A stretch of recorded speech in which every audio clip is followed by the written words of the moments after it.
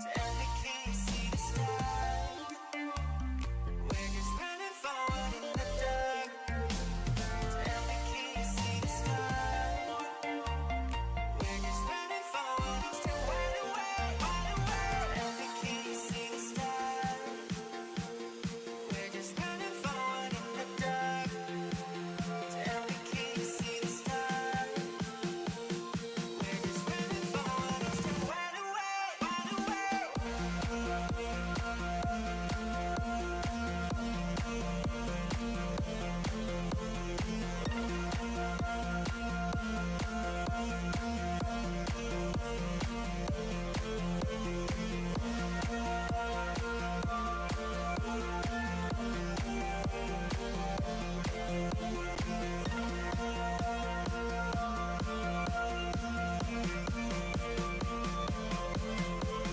Tell me, can you see the stars? We're just running forward in the dark. Tell me, can you see the stars? Still wide awake, wide awake. Forward in the dark. See the stars. Forward, still wide awake, wide awake.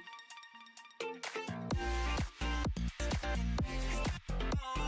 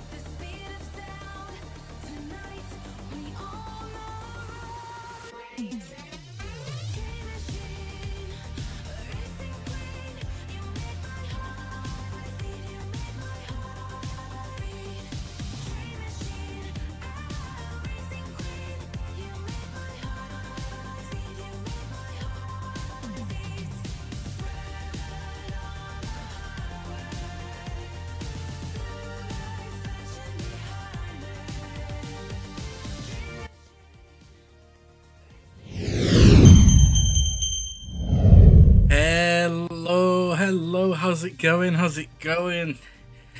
So, it's been quite a busy week for me with work, so I haven't had time to stream. I've been quite drained when I get in, so unfortunately I've had to cancel a lot of this week's streams. But it's Friday, it's the weekend, we're gonna have a nice chill day. I was gonna stream yesterday, but the latest Black Myth, well, the final Black Myth Wukong trailer dropped yesterday.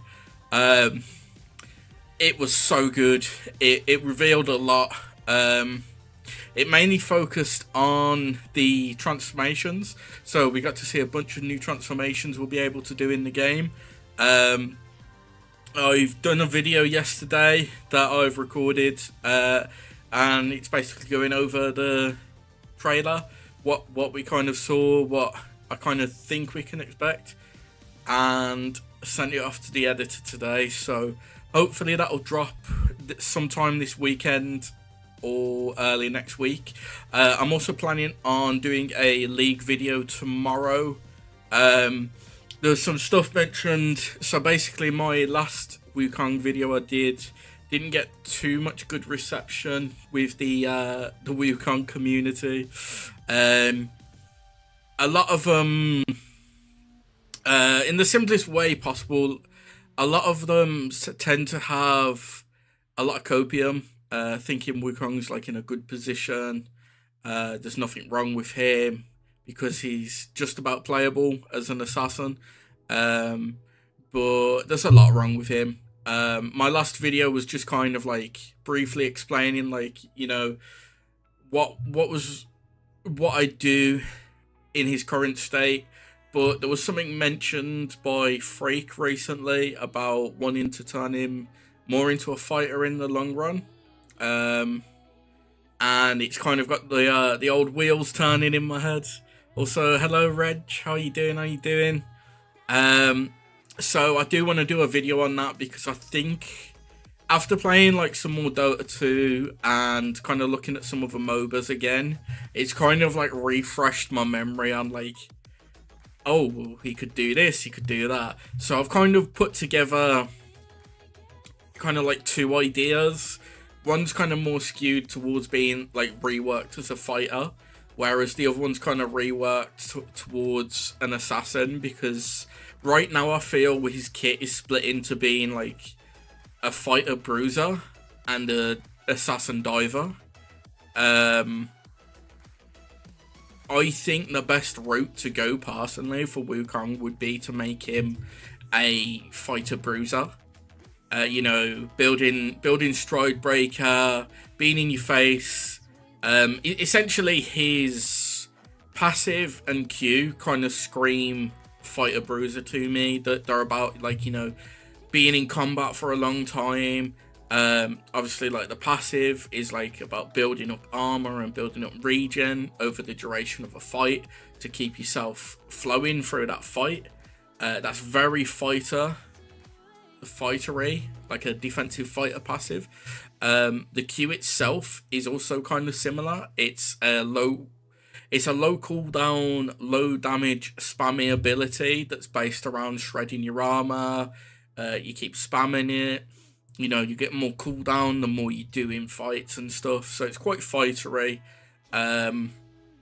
Whereas like the W in its current state, with it having like the wall hop, the stealth, the clone, is quite assassin-y. Same with the E, having the target dash makes him very, very much an assassin. And obviously like the ult, which is just a big damage, max HP, percent damage hit, is also very assassin-y. So I think in the current state he's in, if they do want to move him towards being a fighter or move him towards being an assassin, they'd either have, if they're moving towards being a fighter, they have to get rid of W, E and R, or at least rework them in some way. I've got my own ideas for how they could do it. And then same with assassin, if they wanted him to be an assassin, they'd have to rework the passive and the Q. and I've got ideas for that, which I think would make him a lot better. But that will be a video I work on tomorrow. I was going to write it today, but it's getting pretty late and I want to do a stream so we can catch up and stuff. Honestly, the Black Myth Wukong trailer was like 10/10. It's like a perfect trailer to drop just before the finish of just before the full release of the game. So it showed off, I think, let me count. I think there was at least 10 transformations that showed off of ones that we haven't seen before. So it's kind of crazy because like we knew of like, I think there's about 4 or 5 of them. We now know that there's like a lot more. One of the things I kind of noticed with the trailer as well is, so when they showed off like Guan Chi's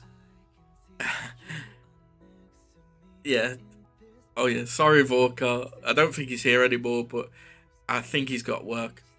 So one thing I kind of noticed is, so when they've shown off Guan Chi's transformation, and hey, you're right, Finn, how you doing?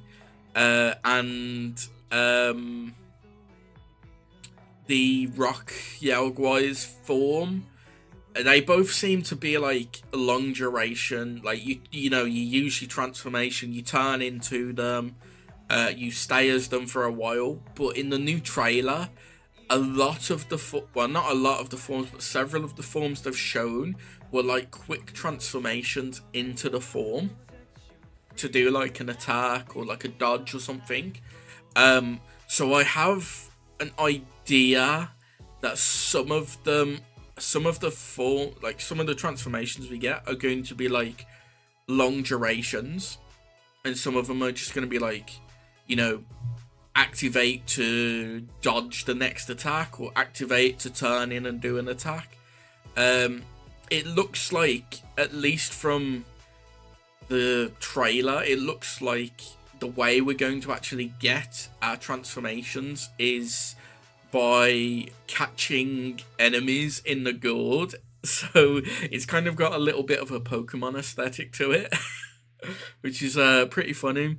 It does make sense though, because in the story and in Chinese mythology, there is a gourd that catches everything.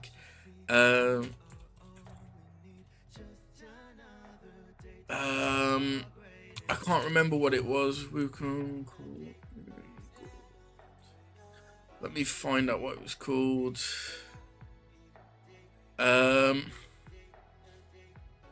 Because I remember the two, what was it, the gold horn and silver horn demons caught him in a gourd. It's something they took with them. I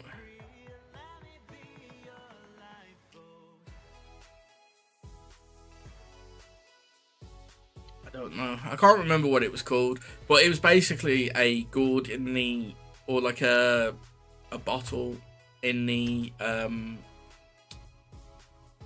book that was used to like catch and store people inside, or demons inside. And it would be interesting if we have that, or that is like basically how we unlock our transformations, because it kind of turns it into like a Pokemon aesthetic, which I think is pretty funny. What else did they show? So there was a lot of like kind of like cutscenes, like scenes and cutscene scenes shown. Only little bits of it, but some of them seemed a bit interesting, and I kind of want to learn more about them, but obviously we're not gonna get that information until the game actually comes out, which is a bit of a pain. But it's, yeah, there's like so much that they want to tell us and show to us, and then like there's so much more that they haven't shown or told us. Like, we haven't even heard the main character speak. That was one thing they pointed out, is like, because I saw in like the last interview they did this, they said like there's a lot that they're keeping hidden for like the release, so people can like experience it in the game as like the first time they see it.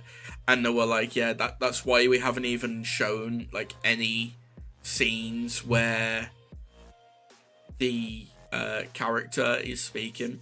Hello Finn, how you doing? So yeah, that's pretty much it. There is some very nice looking transformations in there. You can also apparently turn into a plant, which is probably going to be one of my favorite transformations. If it works how I think it will, it's probably going to be one of my favorite ones for like traveling the maps. Like, if you can turn into a plant, right, and then any enemies that are nearby just like instantly like lose track of you, or like stop attacking you, it could be like a nice quick way to like avoid like attacks and deter enemies away from you, so you can sneak past. And there's a little funny scene at the end which I thought was pretty funny, where there's like the characters like sitting down having an important discussion with like this NPC in the ring of fire you can create, and there's just like this one random macaque outside just trying to get in, but like it's not strong enough to get through like the fire barrier, so it's just trying basically. It's pretty funny. So yeah, it's a really good trailer. I was really happy with it. Obviously we've got less than what we on, so we have like less than 2 weeks to go now, which is awesome. I cannot wait for the game to come out. Okay, that's interesting. Okay, that's fine. So there's been a lot of like stuff going on this week with the Wukong community. Essentially, it feels like it's a constant back and forth in the community, where like, you know, essentially I'm a jungle Wukong player. I've played and mained Wukong since, well, I've played Wukong since his release in Season 2 and mained him since like just before the Assassin meta. I think it was Season 6 or Season 7, I can't remember. But I've always pretty much played him in the jungle, because jungle's always been like my favourite role. I feel it's got the most influence in the game, it's the most fun.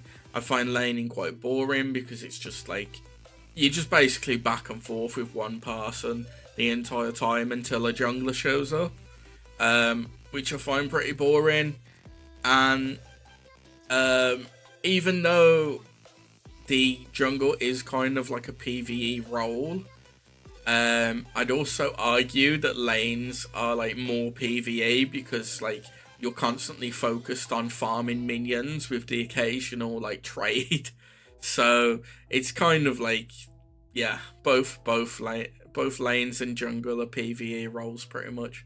But yeah, I've played him since Season 2, since his release, and I have a lot of takes on him, because obviously he's not been in a great position for like the last year or so, essentially since he got pro jailed. So I've done a lot of like pushing suggestions and like trying to come up with and figure out ways that like could improve him.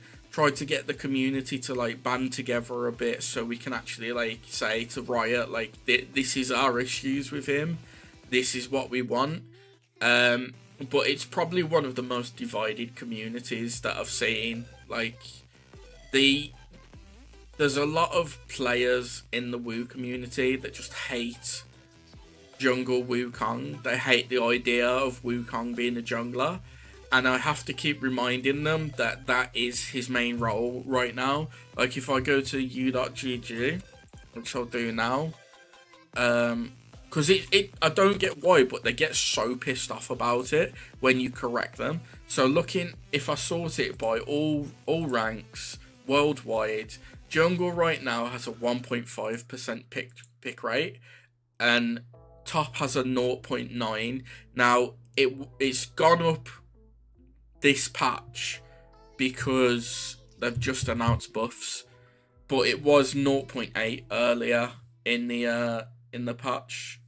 But essentially, they seem to hate this idea that like he's now a jungler and like jungle's his main role, and top's his secondary. They say like how he should be a top laner only, and I'm like, well, why can't he be both? You know, he's always been able to jungle since the early days. He's always been in that position where he's been able to jungle, and then you had like the assassin meta where he was a mid/jungler, and then like top was least played out of the three roles.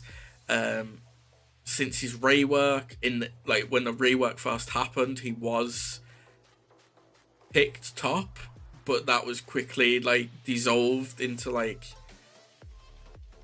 jungle being his primary role. I mean, like, I just don't get the hate, right? Like, I can understand you wanting him to be good in top, but if you can't even accept that the champions are like a jungle main role right now, then like you're crazy. Because like my whole like argument with them is like, well, you know, Seraphine was planned to be a mid laner and now she's a support. Gragas was originally a mid laner and now he's a top laner or a jungler. You know, Teemo was originally planned to be a support and now he's a top laner. There's plenty of other examples, but like, you know, I just don't think it's a big issue, but a lot of the Wukong mains seem to like they're just like, it's like they get physically sick thinking of like Wukong being a jungler, and I'm just like, well, he's always been able to jungle, you know. It's just he's more popular jungle right now. Oh yeah, buff common freak W. I saw that. I thought it was funny. But essentially, I had put out a video and a Reddit post about how I think W reset would be quite big for Wukong, and how I don't see it being an issue as, one, Aurora has it, and she is a burst mage, and her W is essentially a better version of our W. Two, when you use the W, if you have like multiple W resets, right, and you use it, you'll get a clone on each one, but only the most recent clone can mimic your skills. So it's not like you can drop like 3 clones down, press R, and then all of them are going to spin on the spot. Only the most recent one is. Another example is if you drop 3 clones down and then press Q, only you and the most recent clone are going to Q the enemy. The others will just perform regular auto attacks. Like, obviously they can auto attack, but it gives a bit of skill value. And like it raises the skill ceiling slightly for Wukong, because like, you know, it makes the W better in a way that like in fights you'll have like that, if I use the W now but then I go to do this skill, then the previous clone isn't going to mimic it. But if I do like R first, then the first clone will be able to do it, then I can quickly cancel mine to do W, which would then produce a second clone, and then I can reactivate R, and then all three of us will be spinning. Like, that's the only way you could get 2 clones to spin, is if you have one clone out first, press R to force it to spin, and then you cancel your spin with a W, and then do your second R. That way 3 of you could spin, but that's like literally, like, you need to get a takedown, or have the W ready while your clone's out. But it does add a bit of like skill ceiling to the champion, because like he's so fucking bland right now. Like you basically, you're like tied to your R, which is a long ass cooldown, and then when your R's not available, you're tied to your W to like reposition, drop a clone to buff your damage output.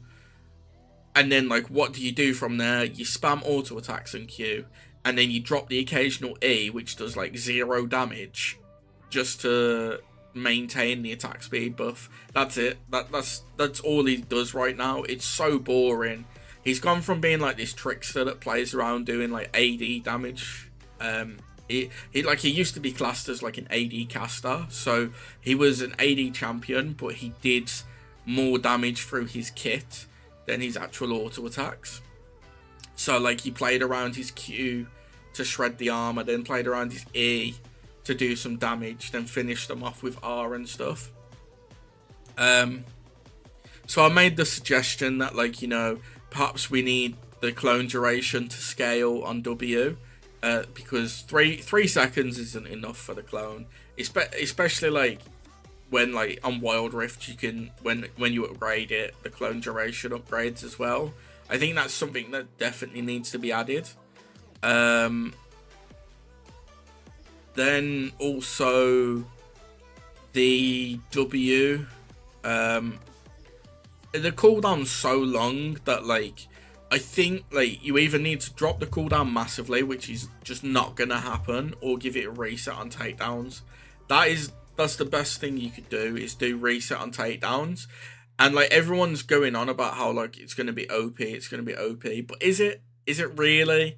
You've got like a extra wall hop that if you're in the middle of combat, you're just gonna use to reposition. Yes, you go invisible for like 1 second, but it's not like you'd be able to move that far within that 1 second. And if you take damage, it usually breaks the invisibility. And also the clone doesn't do that much damage, to be honest. It's like 3 auto attacks. So yeah, I think it would like make his kit a lot healthier. But the Wukong community, a lot of them disagreed, but they didn't just disagree, they wanted to like insult me. I've noticed a thing as well, like since I've been like posting my content to the Reddit, and a lot of my content, it's not like I'm like trying to promote myself as like this amazing Wukong player, you know, I am the top 5 Wukong players in the world or anything like that. I'm literally just like, hey, Wukong's not in a good spot right now. Here's my suggestion. Here's what I was thinking we could do with him. This is something that's in his kit in a different game. Why don't we try this? You know, stuff like that. It's like literally simple suggestions. Now you can disagree with a suggestion, but like there's no need to like be so fucking negative about it. It basically got to the point where like I was saying that he needs buffs and getting instantly downvoted, and people being like, yeah, no, he's great, he's perfect, I win games with him. And I was like, well, just because you win games with him doesn't mean that he's good.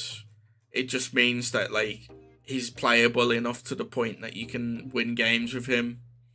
You know, it's like the old saying of a clock is right twice a day. Essentially, like you can win games with Wukong, but that like on those the 2 times that the clock's right, but then like every other time like he's still got problems. But yeah, they were living in copium land. And then the buffs got announced, and I thought, you know what, these fuckers have been sitting there downvoting me, going on about how like I'm wrong, how he's in a good position, how he doesn't need buffs. And I was like, well, all I have been saying the entire time is Freak said he should be 52% top and 51% jungle, and he's not. So by Freak's own logic, he is underperforming. That was my whole argument, and they still wouldn't accept it. And then like, as soon as the buffs were announced, I was like, well, I told you. So suck it, suck it, haters. Basically, I was just like, you know, you want to downvote me instantly every time I post about Wu needing buffs or making suggestions on how to improve him. You want to insult me. Well, you know, you can hate me all you want, but I was still right, you know. Oh god. And then yeah, so then the buffs dropped, and the buffs are terrible. The buffs are literally like the E gets 5% more attack speed at every level, which is essentially a revert of a nerf we had years ago. I think it was actually nerfed with the rework. I need to double check. When did they remove it?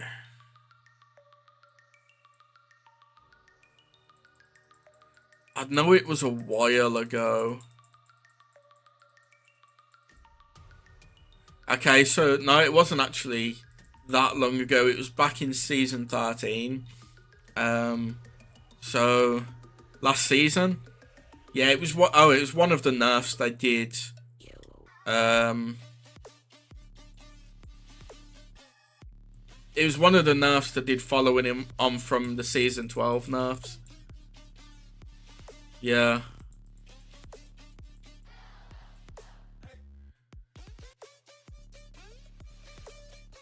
Yeah. So they gave us our 5% attack speed back on the Nimbus Strike, which basically just all it means for us is we have like slightly faster attacks. So like every few seconds we'll get like one extra attack in.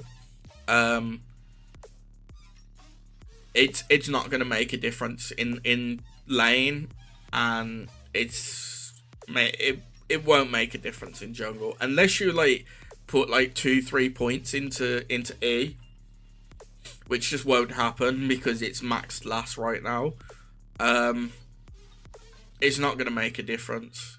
It's like you probably save yourself maybe 1, maybe 2 seconds at most. If you're doing like the perfect clear of the jungle, right? Like you know, using a ward and E'ing over the wall to like save yourself time on moving through the jungle, using the W to go over walls onto the next camp and letting the clone finish the last camp while you're starting the next camp. Like doing everything perfect, right, to clear the jungle, you'll probably save yourself like an extra second or two. But if you're not like fully maximizing your jungle clear, then it's not gonna it's not gonna matter.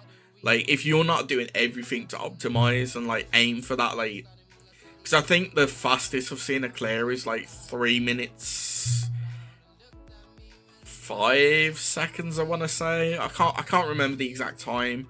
But that's like roughly around the same time as like AP junglers right now, like the top AP junglers.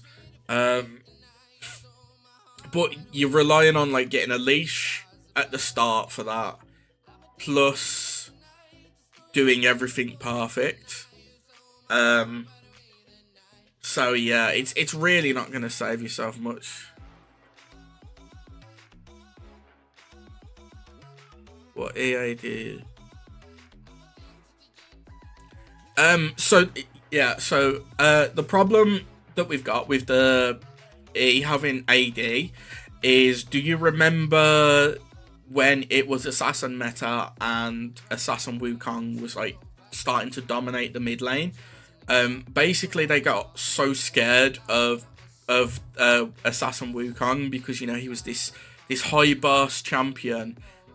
His passive was very like negative in the lane because it used to be, you know, you got bonus armor and magic resist for each nearby enemy champion you can see. So if you went into lane, right, level 1, you had 34 armor and 32 magic resist, I think it was, and then your passive would give you a flat 5 for one enemy champion being near you. So you'd instantly be at 39 armor and 30. Oh, I'm terrible with math today. 37 MR. So like most AP champions would struggle, and then he's got like the target dash, the armor shred on the Q, the clone, which gave you like a bit of distance on the W, and then his ult used to do a lot more damage. So he was quite oppressive back in the Assassin meta. So they basically got like super scared of him and wanted to nerf him to the ground. And then they brought in the rework, which they gutted his MR, they removed his MR from his passive. They wanted to make it so he didn't have any burst, like one-shot potential. So they turned the E into magical damage, AP scaling magical. We've argued a bit in the past for like wanting AD scaling physical damage on E, but I'm kind of at a point now where I've realised they just won't give us that because like they're too scared of having Assassin Wukong come back. The irony is, it's how people are playing him right now. Is like, you know, you go Profane, you go Eclipse, you go Black Cleaver, you go Yomu's, you go stuff like that. You typical like. Do you think now that they have touched Wukong with the next? Will not increase more. So I tried to find a comment from Freak. Someone on the Reddit said about the recent buffs that Freak had said they want to turn Wukong into more of a fighter. I tried to find Freak saying that because I thought it would be in his latest video. In fact, we can put it on quickly just so you can like hear what he actually says. But essentially what he says is like he wants to do more work for Wukong in the future because he's, you know, he did it for Vi, he did it for another champion as well. I can't remember who he said. But he wants to like, he said like he's done good work with these other divers, so he wants to do work for them. Just bear with me and I'll find the actual video and just run it to the bit he talks about gives it. You the power. Oh, just muted it by accident, I think. No, pause it. What's up, Philip?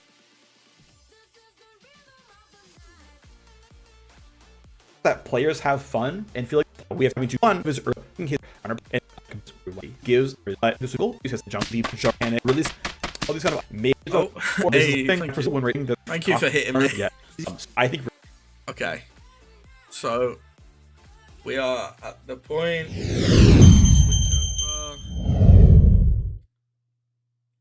So basically, what Freak does is every time there's a patch, he does like a patch breakdown on his YouTube. I highly recommend that if you are getting buffs or nerfs for your champion, go to watch Freak's breakdown so you get a better understanding of where they're coming from, because it will help you to understand their thought process a lot of times with like buffs and nerfs. Because a lot of times we'll say like buffs and nerfs and it's just like, you know, a flat damage increase or like something that we think's quite trivial. But if you actually like watch his video, he gives like an explanation of why they're doing it or why they think it's going to improve the champion.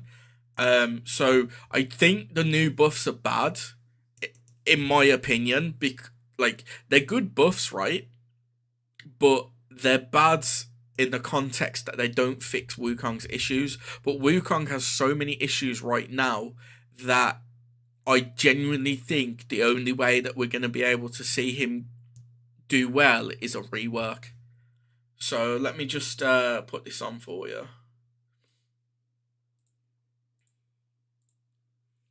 So this is our boy Freak. Let me just pop into the corner out the way.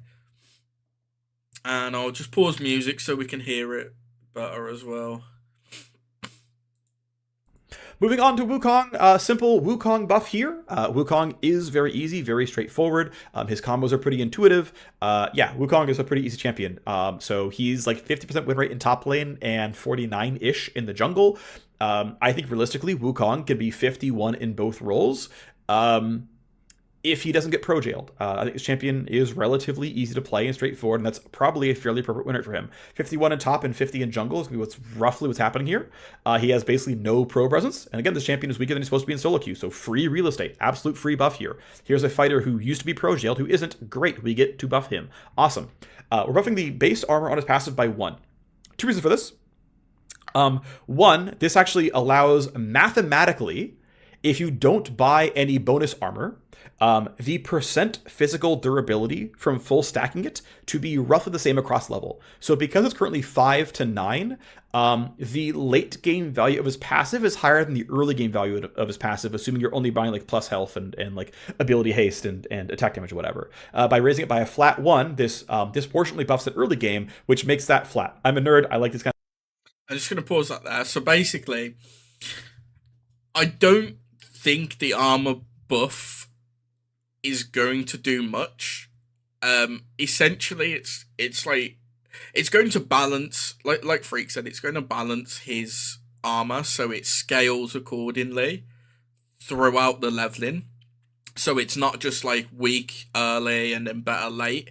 I mean, it's going to help slightly because you have 1 stack of your passive. Yeah. His core problems still stay the same. So the buffs are like free buffs basically, but they're not going to do anything to change his situation. The one thing that is nice with the armor buff though, his passive gives you 1 stack straight away, right? So you get the 5 armor straight away. You get the 0.3% HP 5. And now you're going to get 6 armor instead. So you're going to, instead of starting at 37 armor, you'll be at 38, which is more in line with other bruisers. Personally, if it was me, I would have preferred to see him just get his armor reverted to 34. So he starts with his kit, his stats are 34 armor, and then he gets the 5 armor on top. But if they stick with the passive, it's not a huge issue. They clearly want him to be like stronger into AD matchups anyway, and weaker into AP, which is perfectly fine. But we'll go back to the video now because he's going to talk about the attack speed as well. Kind of things. I did the math to look at it, and this is relatively close. I don't want to go decimals. That's stupid. It's also worth noting, by the way, that he always gets 1 stack of his passive at all times. So he goes from having a flat +5 bonus armor to a flat +6 bonus armor. This technically makes the jungle pet do more damage because jungle pets have armor and MR ratios. And of course he gets... See, this is a nice thing as well. So technically the buffs will help with your jungle clear slightly, right? Because the pet's going to do slightly more damage. You're going to be attacking slightly faster with the E attack speed. But again, it's going to be like 1, maybe 2 seconds saving yourself. And like Wukong's got one of those clears right now that like if you want to clear as fast as possible, you need to be optimal as fuck. Talking about jungle Wukong, people. But this is the thing, like a lot of the Wukong players, especially on Reddit, they just hate the idea of Wukong being a jungler, but he's got the perfect kit for a jungler, right? You've got a stealth to engage on any, like, to get into lane, to get onto people. You've got a target dash to get in range onto people. You've got a high, like a decent damage skill that shreds armor, which helps with like usually two of your three lanes that you can gank. And then like your ult, when you've got it, like, is pretty much a guaranteed kill on a dive. Another +1 armor per stack of his passive, again up to 6. So he is always at 1 to 6 higher armor at all points in time. Normally 3 armor is about 1% win rate. This is 1 to 6 fluctuating. It's probably a little bit under 1% win rate. But also, in a world where here's Wukong, he's a champion who says, I print armor. I am an armor champion. I have high armor. That actually being good and strong seems really good. How you doing? Right. Arashi? Wukong technically has, I think this puts him at 37 armor level 1, which is like top 20%, I think, of champions. Of course, it immediately goes to like 42 the second you hit somebody. So, you know, he does actually have, like, in functional gameplay, the highest level 1 armor outside of things like Rammus and Malphite. So that's good that it's true, but even if he's not hitting targets, he has functionally one of the highest armors in the game as well, which I think is valuable. The other thing is buffing his E attack speed. There was a quality of life change that I don't think it's taken in this patch, but I want to do for next patch. It was suggested by one of the other designers on the team, which is to have the E attack speed buff duration pause during R. I don't believe it does. We talked about it earlier. I can put it on in a bit if you want. I've already watched it and recorded a video ready talking about it, but yeah, we can talk about it in a sec. So the one thing I do want to say is he quickly talks about Wukong having his the attack speed buff pause during his R. As far as I'm aware, that's something that happens right now anyway. From my understanding, it doesn't pause, but it keeps like resetting itself. I can quickly jump into a league game in a bit and we like a practice tour and quickly test it, but I'm pretty sure he does it right now Currently, and we usually do this. So, like, for example, Skarner's Q duration pauses during his E. We should do this for Wukong. It'll be in next patch 90%. It won't be in this patch 90%. Maybe I'll have some tomorrow morning. I'm not sure. There's some risk in getting it wrong and breaking something, so it's probably gonna be next patch. But buffing attack speed back up on the E, because one thing I've noticed about Wukong's current builds is, this champion kind of has to one-shot you.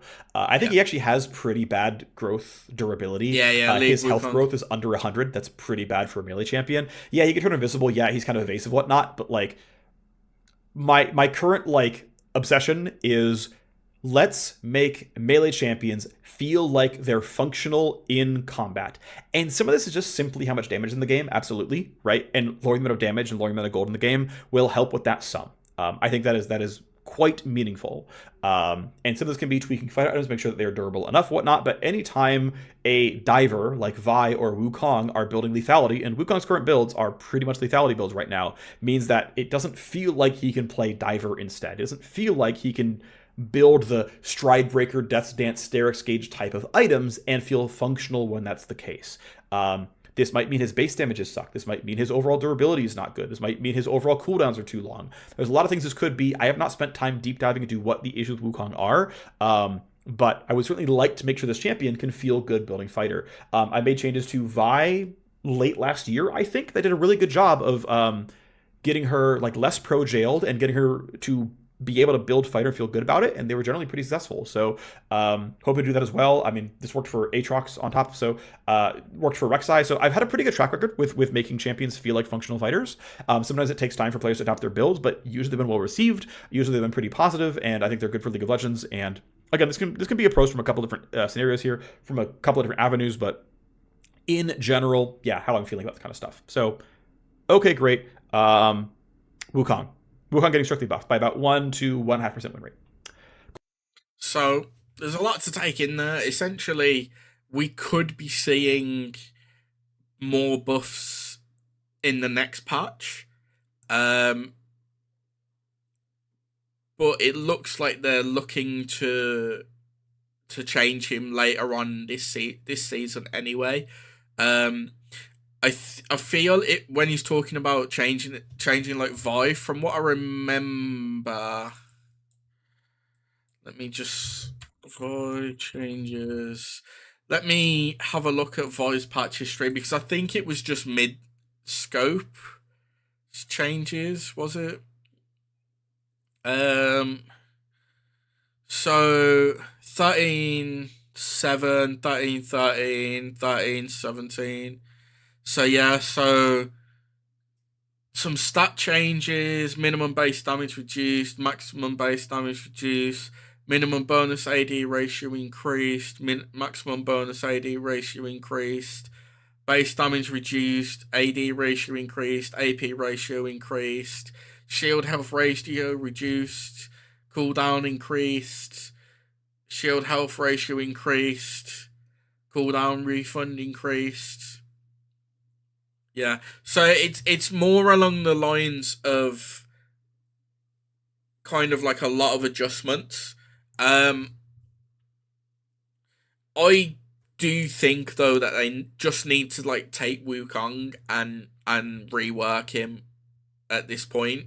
Like I'll go over like what my idea is for like a fighter Wukong, where like you take him away from being a diver, right? Because I think with a diver is such a weird category for a bruiser because it's like you're essentially an assassin that's designed. Oh, sorry. Oh, you're an assassin. You're an assassin that's designed to like engage people, but not kill them or like not do enough damage to kill them, but like make an impact to them.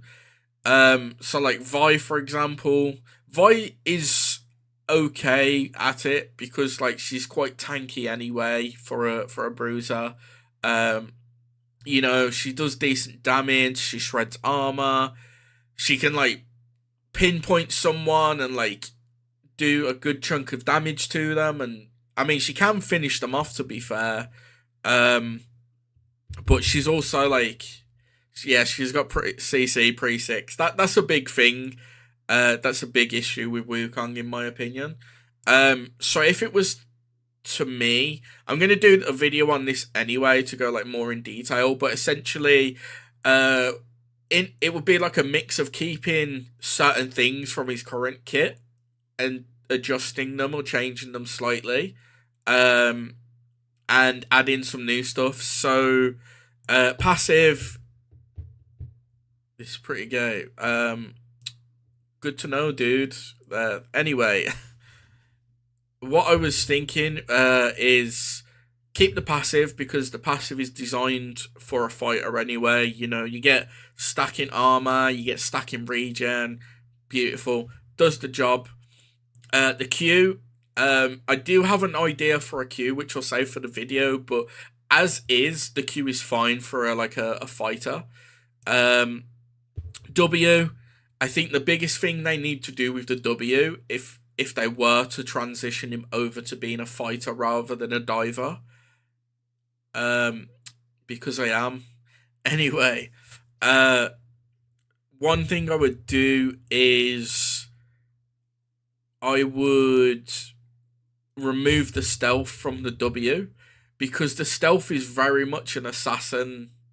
Okay. Did you just learn like a few insults or something? If you're here to insult me, then like at least come up with something better, my guy.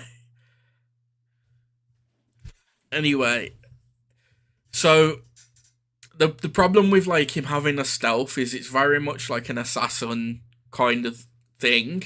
There is ways that you can kind of like keep it, so to speak, for like what you want it for, because essentially what you want the stealth for.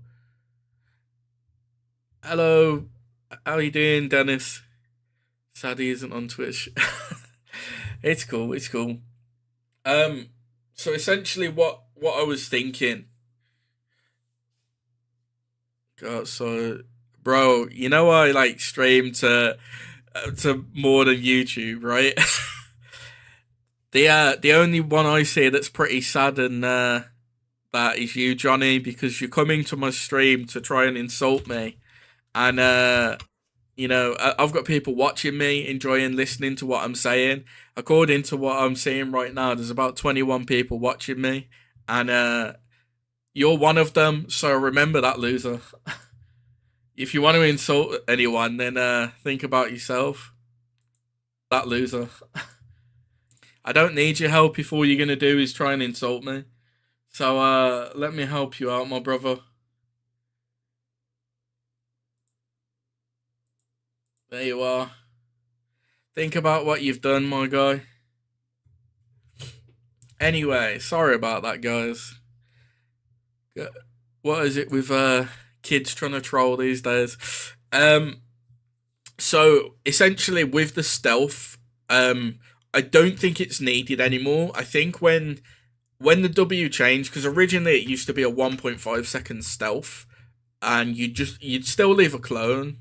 Exactly. That's all you gotta do is like say thanks for coming and send him to the Shadow Realm. Essentially, like, it used to be a 1.5 second stealth. The stealth was the main part of the W, right? It was like, it wasn't a wall hop, it was like a push originally. Like, you got pushed 200, I forgot what the measure, 200 units, isn't it? 200 units, and you left the clone behind that did nothing other than, like, after, like, a second, exploded and dealt damage in an AoE. But the stealth was the main part. Since the update, since the rework, the clone is probably like the clone and the wall hop. Well, since the rework, I would say the clone's the most important part of it. Then the wall hop, when that came out, that became like the most important part, because I think the wall hop is the most important part of it, and dropping the clone is the second. Let me go back. The stealth is like basically like you don't really get much value out of it. Like, in most situations, if you're gonna wall hop, does the stealth matter because you're gonna wall hop? There's a few situations where I suppose it can help, where like if you go to wall hop, but you actually just like go down instead of like wall hopping, and the invis will like confuse them and they'll go over the wall after you. But yeah, the stealth is basically like the least important part of the W now. So what my thoughts was you remove the stealth, so it's just basically a wall hop that leaves the clone behind, and then you can reduce the cooldown because you're less reliant on, like, you've removed like a big chunk of like what the W does, so now it's like less valuable, but it's not less valuable because you're still getting like the core things that you want from the W. You're still getting the wall hop, you're still getting the distance, you're still getting the clone. That's the main three things you want. The invis at the moment is just like extra icing on top. What you can do though is you can keep the invis, but have it so when you use the W, you invis for the duration of the wall hop. So for traveling the 300 units that the dash does, you are invisible and you leave the clone. That way, you still have the invisibility, but you have the invisibility for the most important part of the W, which is dropping the clone to temporarily confuse someone into thinking that you've wall hopped or you've used the S key or whatever. You use that brief moment to like confuse people, and you can still drop the W cooldown quite a lot then, because it's not as like you don't have a second stealth on top of it. You've just got like, say, 0.3 second stealth that you can't go anywhere with because you just basically wall hop. You do your dash. So that was my thoughts with the W. With the E, honestly, if they want to go down a fighter route, I think the E needs to go. It either needs to become like a skill shot dash, or it just needs to be like gone basically. I think you can have a skill shot dash, but toxic dashes, targeted dashes are really toxic for the game right now. On an assassin, it's okay because an assassin is quite squishy. But on, on someone that's like a bruiser, that they shouldn't really have a target dash. I had an idea of changing the ability to either like a targeted dash or to something else, which I'll discuss in the video. But yeah, I think it honestly has to go. And finally, the ult has to go. The ult, like, it either needs to go from what it is currently to being one charge, or they need to remove it for something else that does similar. I've got an idea of what they could replace it with, because I've done a lot of like looking at, because I play a lot of MOBAs anyway, or I've played like a lot of MOBAs in the past, and I've played a lot of MOBAs where there's a Wukong character. So I'm kind of using those ideas to like, what would I change or what would I improve in League's Wukong? So one of the ideas I've got for the ult is from a different game.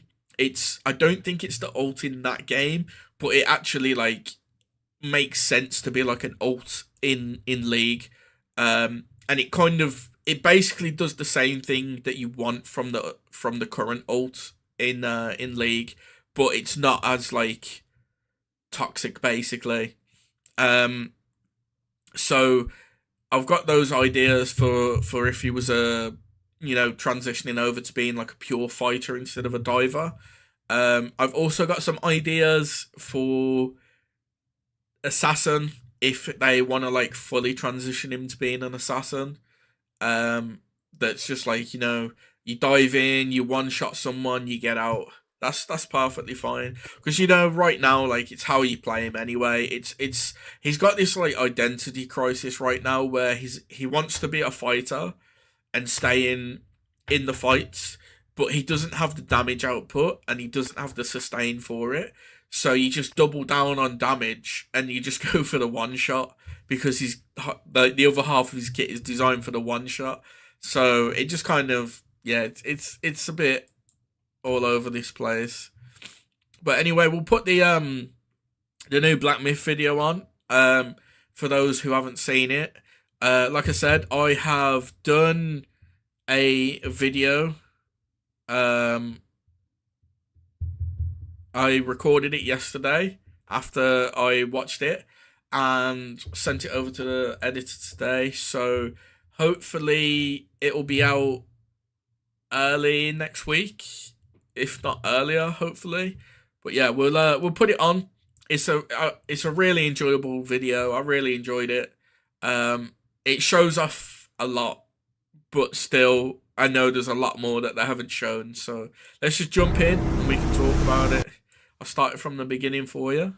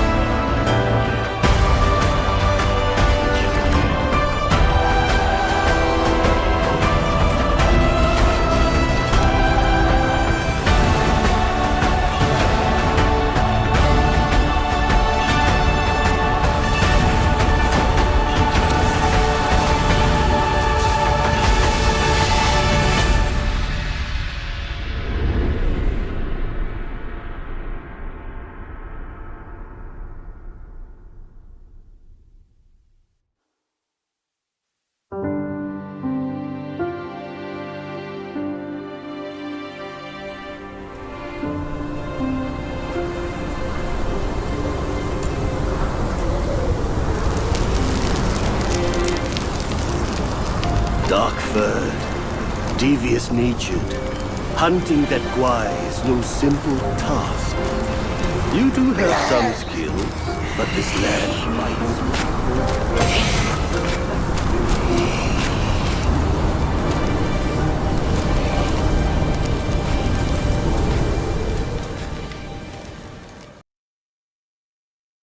So, that is the final Black Myth trailer.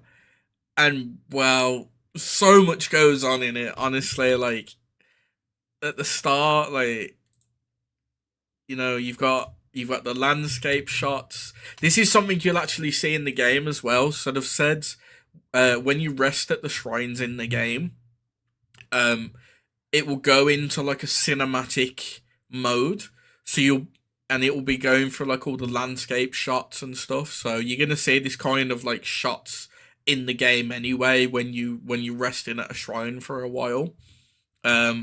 Which is really nice shots. I'm just gonna times to it to speed it up. No, that's the wrong one. Playback speed. 1.25, bit faster. So we got the little tree dude as well. Seems pretty happy. Probably gonna be an enemy that we've got to fight, no doubt. I guess for some more scenes. This is Guanxi. Is the boss that we've seen quite a bit, the mini boss with the flame pole arm. So it looks like they've actually added like a cutscene for killing him. This right here though, this is a completely new set we haven't seen on. Let me just zoom back a bit. Try and get a good shot of it. So this is a new set that we haven't actually seen on the Destined one. It seems to be like an armor with some robes over the top, which is quite nice. I'm not sure how we'll be able to get it, or like, you know. But I know there's like going to be vendors and stuff, so it might be one that you get from the vendors. And then obviously there's the Guanxi's pole arm, which is how we turn into him. And then obviously they show off turning into Guanxi, doing some attacks. So this is the rock monster, rock Yaoguai that we can turn into. It's quite slow and heavy hitting. But it looks like you can do like a jump attack. That enemy as well is one of the bosses they've shown off. It's like a thunder dragon that you can fight. This right here is a form that we have not seen before. I'm going to be doing a lot of pausing and going back. So this is what I believe to be the centipede demon that people have fought in the demo, like the demo that they released at like gaming events and stuff. It appears to use like poison attacks and some sort of sword or like, you know, spine sword thing that it pulled out of itself. Seems pretty interesting, and can do like some sort of poison big attack. It looks like it can heal as well. I'm guessing like what's going on here, because it's got stuff like going into it. This is another form that we haven't seen before, which seems to be some sort of like demon with, well, Yao Guai with 2 tentacles. You can do some funky stuff like extending attacks, you know, throwing rocks and stuff. So it seems pretty interesting. It seems to be able to do like jumps for dodges as well, which seems pretty nice. Hey, thank you for the follow. I appreciate it. So it's pretty nice. This I can't. So I've tried. Honestly, I tried so many times yesterday when recording the video, to try and see what this is. I think it's like a rat hybrid Yao Guai, but it's hard to tell. It kind of gives me like, I don't know if anyone's ever played Warhammer Fantasy, but Skaven in Warhammer Fantasy, they're like rat humanoids that they've got something called a rat ogre, which is like a giant muscly rat thing. Looks all grotesque and stuff. It kind of reminds me of that, but he's got like a sword. He breathes fire, and he can do like a explosion around him, which is pretty cool. So that's another form that we haven't seen. This is just a nice little chill scene before it kicks in again with some more kind of like interesting scenes. So this just kind of goes through what I assume are like cutscenes that we'll have in the game. Little cutscenes. I feel like I've seen this before. It kind of reminds me of Monkey Kid, right? In Monkey Kid there is, I can't remember which series it was. I think it was the last series that's out right now. There's ink enemies in it, and they get absorbed into a scroll.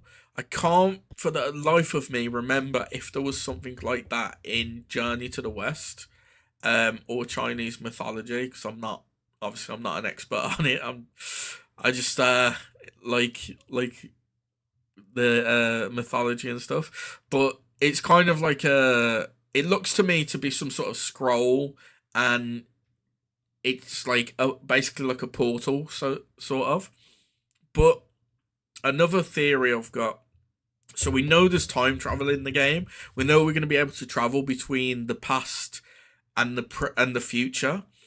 Now this could be actually how we travel. It could be like through some like magical scroll that like takes us there, which could be a good shout, to be fair. But yeah, he passes through. That right there, I believe, is one of the Spider Sisters. And then obviously we got him going to knock, and a Yao Guai answering the door.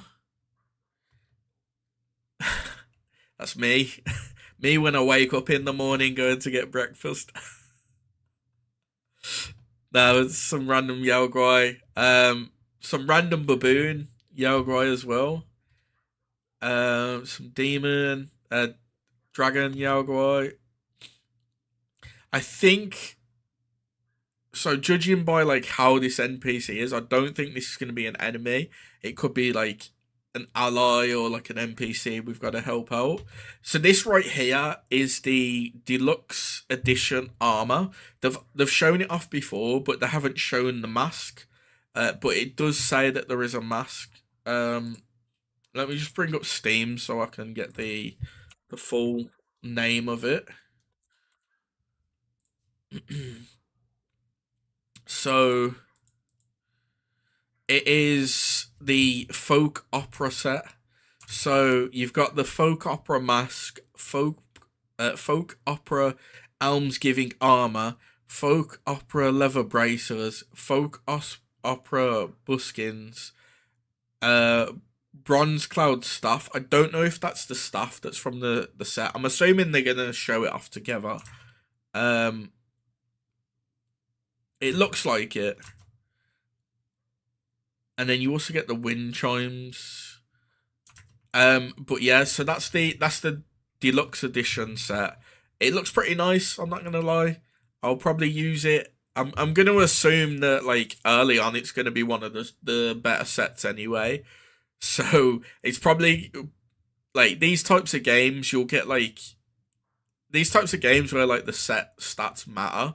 The like pre-order or DLC sets usually are better than like the first few sets you get, and then you just kind of drop them for something better. So I'll probably be using this quite a bit at the start. But yeah, it's a nice little visual. This right here seems to be a Buddhist. I don't know if it's a deity or just like a disciple. Just eating some watermelon, you know. Gotta have your watermelon. And then we got lovely macaque there.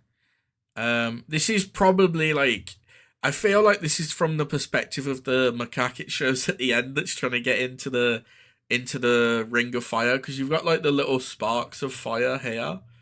Then we see the grey big-headed Yao Guai.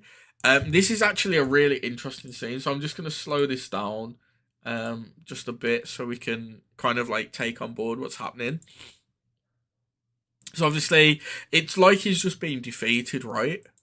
And he's fading away, and then the Destined One throws up the gourd and starts absorbing the soul into it. See, now my theory is this is how we're going to unlock a lot of our transformations. I think it's going like that is what the gourd is going to do. We're going to have a gourd and we're going to be able to pick several like transformations that we store in the gourd, and those are like that's how we turn into them essentially and catch new ones. And as you can see, straight after, get into a little fight, and out comes the grey Yao Guai, grey big head Yao Guai transformation form. Does like a really nice headbutt, shows off his bum a bit. And then it quickly switches over. So this looks like I can't quite tell what it is. I feel like it's another rat Yao Guai using some sort of rapid fire ranged weapon. It looks like a crossbow. So it's going to be interesting that we can have ranged weapons. Because Wukong doesn't really use ranged weapons, right? He's got his staff that he can extend outwards, but I feel like they're gonna like limit that in the game, so it's not gonna be like you can just snipe someone like miles away with it. So knowing that we can unlock Yao Guai forms that can do ranged attacks is an interesting thing. So this next one, I couldn't quite tell what it was, so it's like a red robed Yao Guai that's dodging. And then he does like a blink to move away. I'll just get to that next one in a second. I just want to go back over this. So he does like a bunch of dodges, and then he does like a blink dash through. So I've got a theory that so we're limited to 3 dashes. before it goes on a cooldown. I've got a theory that certain Yaogwai forms are going to give us more dashes, and this form right here, and the next one kind of make me think that, because this form, he turns into like a spectral kind of monk and completely dodges the attack. So I already think that some of the transformations we do are going to be like short term, like, then they're going to be like instant, and then they'll vanish after. So I think this is going to be one of them where we can use it to dodge an attack. This is interesting. He parries the attack, does like a big hit after because of it. He then switches. That I actually missed this originally. I only caught it when I went back, but he transforms into something else and does like a sword attack, which I didn't quite catch in my recording, but it is what it is. But yeah, he does like a quick sword attack. This one, I think it is the centipede form again. It was hard to tell. He does like some spikes out the ground, but he also seems to do like poison attacks. And then this one's a new one. Seems to be using two like daggers. This one, so he does like a dodge. He transforms into something there. I don't know if you caught it. So you got the dagger one, and then this one, he dodges perfectly, and then follows up by turning into something and doing an attack. Now this right here, this could be game breaking, right? Turning into a plant. Because if you look, the enemy turns around and kind of like, he sees him at first, but as soon as he turns into the plant, he's just like looking away and can't see him. He's like confused where he is. So this plant form, right, this plant transformation could actually be like really strong at like getting rid of enemy aggro essentially. And then it goes in, you've got like, this could be like a travel form. I've spoke about travel forms in the past. I think there's going to be several forms we get in the game that you'll have for like cutscenes and like certain times in the game, but it won't be like a form that you can like willingly transform into. So like the cicada, the bat, this, whatever it is, I think it's squirrel. I don't think it's squirrel, I'm not sure. Just a giant turtle. Right, that enemy there is, if I'm not mistaken, what was his name now? It's like golden beaked eagle or something. Let me golden beaked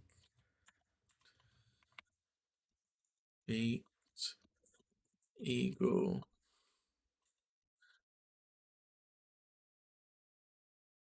Golden winged great peng, that was it. I believe this is golden winged great peng, but I could be wrong. I'm not sure what enemy this is. It could be the thousand-eyed demon. Rat dude's back. I think there's a few of these in the game. A random fire-breathing insect. So this looks like he's either got the gourd, like got a new gourd, or it's like it's just caught something. I think it's just caught something by the looks of it. That was the centipede demon. Just shows off a bunch of enemies. The red moon. We've seen this on another trailer as well. In one of the fights. The hand we've seen in the trailer as well. So this is one of the earth gods. It's an interesting one because they usually help you from what we've seen, but this one seems to be doing some sort of attack on the character, and knocking like his astral or spiritual form out. I don't know what it means. This seems to be like a cutscene from like some sort of story progression. Same with this. Lovely scene of someone banging the gong. So this is interesting. It's like a dead like it's some. It's hard to tell because to me it looks like a tree, right? It looks like some sort of tree demon god thing that died, and the destined ones approaching it. Then obviously we got the rock mountain dude. What I believe that was like a giant what they're called now. Is it a I forgot what they're called. It's like a beetle. I forgot the name for it. Some sort of rhino or elephant. Spinning ball. Mountain dude. This could be the what was his name now? Just like some beast dude. I forgot what he's called. But this is interesting. I think this is This could be Lao Shi. So in the story, Lao Shi has a cauldron that he tries to pull. Like he traps Wukong inside, and then he tries to burn Wukong alive for like 30 days. So this could be Lao Shi and his cauldron. So it does seem that way. This right here, I believe, is the Golden Wing Peng. I believe so. It looks to me like it is. And right here, the cherry on top, the four heavenly kings. Sorry, I don't know why I went to call them generals. The four heavenly kings. They're gonna be such a key fight in the game. And then obviously we get the little cutscene where it's like confront Destiny on the August 20th. And then we finish up with this lovely scene of them sitting and speaking. The one thing I am actually curious about, right, is if we can actually hide helmets that we wear in the options. I hope there is, because I would rather, like, I don't mind wearing the helmets or circlets or whatever. I don't mind showing the circlets, but like the helmets I'd probably want to hide. I want to have that Wukong aesthetic. But this is a really funny cutscene when it dropped. It caught me off guard, to be fair. But you just got like the little macaque dude trying to like break into the ring of fire while they're just chilling and having a conversation, ignoring it. But yeah, that was the final trailer. I thought it was really good. It showed a lot, but it also didn't show a lot. Hey, no worries. Thank you for stopping by. I'm probably gonna jump it in and do a couple AROMs tonight, or some normals or something. I don't want to do too many, but we'll keep it kind of chill tonight. But yeah, basically, we'll go back to talking about League anyway. So just bear with me. Just close a few things. Switch over. So yeah, I'm basically like enemy number one right now in the Wukong community because I was right about him needing buffs after them all just saying that he was fine. The buffs themselves aren't like the good buffs for a champion that's like doesn't need buffs, but like Wukong needs specific buffs. But like I said, his kit's kind of all over the place right now. Half of it's a fighter, half of it's an assassin diver. Doesn't really work out. It sounds like they're going to do some major work for him in the future, so hopefully we'll see some significant changes. I personally think they just need to go the route of like reworking him and deciding like, do they want him to be an assassin diver or do they want him to be a bruiser, fighter bruiser? Personally, I think a lot of Wukongs would prefer him to be a fighter. You know, assassin was fun. You had one shot potential, but his kit is kind of more designed now towards being like in combat for longer. Well, at least half his kit is. So it makes sense to me to like make him more of an like an assassin. I mean, more of a bruiser fighter, kind of like Aatrox and Riven and stuff. That would be the best bet, but I think you'd honestly have to change the R and the E, and then like make a few adjustments to the W, in my opinion. I'll explain all that in the video tomorrow. Well, I say tomorrow. I'm working on it tomorrow, but I'll explain it when that video releases. But yeah, I think now, essentially I found out that like there's a lot of people in the Wukong community that just don't value my opinion, because I don't try hard in ranked. I haven't played ranked like I haven't tried hard in ranked for years now. I kind of stopped caring about ranked or basically all I care about in ranked is getting the skin, and you know, you can basically be Iron 4 and get the skin now as long as you play enough games. So like for me now, I'll play ranked to try and get gold just to get like instantly get the skin.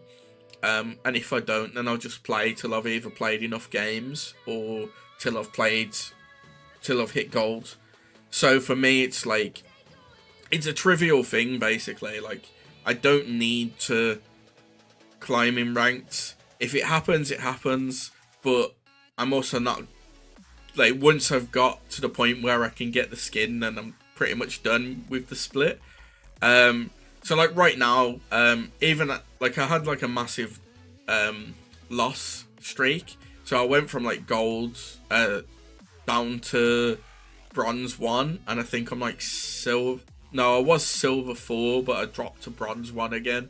But I've got the skin now. I've played enough games, so I'm just like, yeah, I don't need to play ranked anymore. So I've been chilling, playing some ARAMs. I'm going to go back to playing ARAMs and normals for the rest of the season now.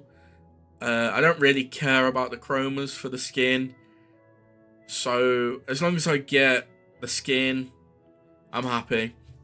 But it basically came out that a lot of the Wukong community don't value my opinion and my suggestions, because I'm not try hard, no lifer for ranked.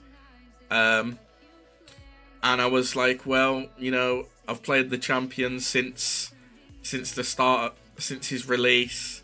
I've one-tricked him since like season 6, season 7. I've got over 3 million mastery on the champion across my accounts. I've made good suggestions in the past, which you've all agreed with. And then like we've even pushed those ideas to Riot, and they took some of it on board from what I can tell.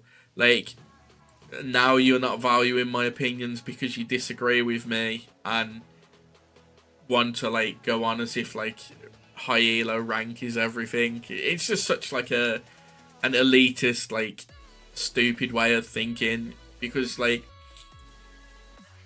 there's a majority of the players that play League don't even play ranked. Like you could ask people, you could find people on the street that play League, right? And some of them will be like, nah, I don't play ranked. Like, some of them just jump on and play ARAM with friends and have fun. That's the kind of thing I want. I want to play the game and have fun. I don't want to, like, come home from work and try hard all day on, like, a game. I want to play other games as well, because that's another thing I've noticed, is, like, a lot of people that are high elo on League only play League. They don't play other games. And, like, if they do, like, it's basically because League's their career. But yeah, I basically just like... Okay. Thanks for that. Basically I just decided that like I'm kind of done with the League not the League community, but the the Wukong community, specifically on Reddit and Discord. They're never going to value my opinions.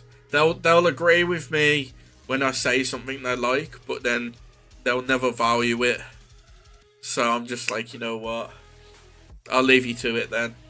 If you can't look at me and respect my opinions and stuff, because like the thing is, when I made the suggestions before, and like when I ran the stream where I brought in like a bunch of Wukong players, let several speak, you know, gave them their chance to like say what their issues are. We wrote it down. We kind of spoke some more in chat and like came together with a list that I sent to Riot. I don't know whether Riot listened, honestly. I feel like they listened slightly because like there was a Q damage buff that we got, and that was one of the suggestions we made about getting some more damage in the kit, specifically on Q or E. Same with the passive. One of the things we suggested was the passive falling off one stack at a time, and now it does. I know it's been suggested a few times in the past though, so I'm not going to take credit for it. But you know, I just want to like use my platform, even though I'm like, you know, I'm a small streamer, but I want to try and use my platform to like at least help the community to you know, make Wukong fun to play. But like after being told that they just don't respect my opinion and they don't value it because I'm not some high elo scrub, then I'm just like, you know what, I'm done with yours. If you can sit there and like listen to me and say it's a good suggestion and stuff, and then the second you find out that I'm not some like no lifer in the game, you're just like, no, your opinion don't matter. Like it's just a double standard, I think. So yeah, I'm still gonna like make my suggestions to Riot and stuff where I can. I mean, obviously I'm biased when it comes to my opinions, but I think I make some good opinions. Some of them obviously can seem quite overpowered or like controversial, but they make sense to me. You know, if they make sense to me, then that's enough for me, basically. But the thing is, a lot of my ideas and suggestions come from playing other MOBAs. Like, for example, one of the suggestions I thought of was, well, one of the things I suggested recently was, in a recent video actually, was Wukong's ult being replaced with a passive and active. The passive would give you a chance on your damage to summon a clone, and the clone would auto attack, prioritizing the same targets as you. It's stationary, couldn't move, couldn't mimic skills, it just stood there attacking. And then the active would summon two clones that would be able to move and attack and mimic your skills. I thought it was a good suggestion. It's basically a mix of Shaco and Phantom Lancer from Dota and Dota 2 and Monkey King with the Aghanim Scepter upgrade in Dota 2. So it's not like I'm just like making these ideas up in thin air. I'm like looking at other MOBAs and going, well, that does that in that MOBA, and it's a similar champion, so maybe I suggest something similar to that. That's generally how I go with my thought process when it comes to suggestions. Unless it's just like looking at like Wukong stats or something and just being like, well, that's a bit low, or that could be better. But yeah. Anyway, we're going to switch over. I'm going to play a couple ARAMs, I think. We'll have a bit of a chill one. And then we'll probably call it, because I think I've got a stream in the morning, I'm not sure. I was planning on doing Baldur's Gate 3, but I might just message Cars and cancel it 'cause it's been a long week. And I don't want to be like stuck on Baldur's Gate 3 all morning. The problem is, like, if I cancel it this week, next week is going to be the last week I can play it before Black Myth comes out. And as soon as Black Myth comes out, I'm not going to play it in the morning because I'm just going to be like, yeah, I'm playing Black Myth. Give me a second. Let me... I don't know, because I'm not really in the mood to play, like,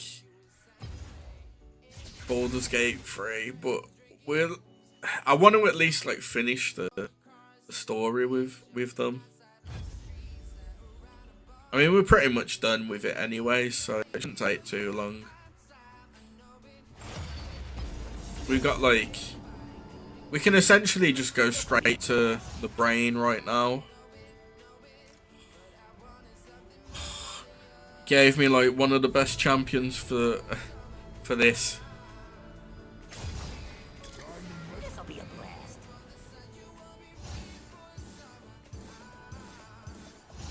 How are you gonna give me one of the best champions?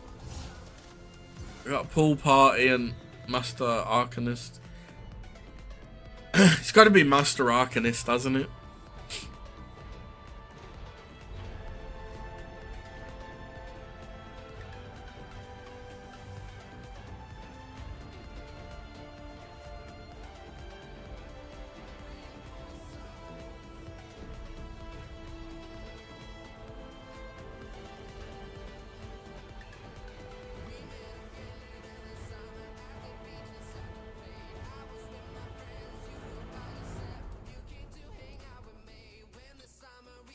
Okay, just give me a second, I'll be right back.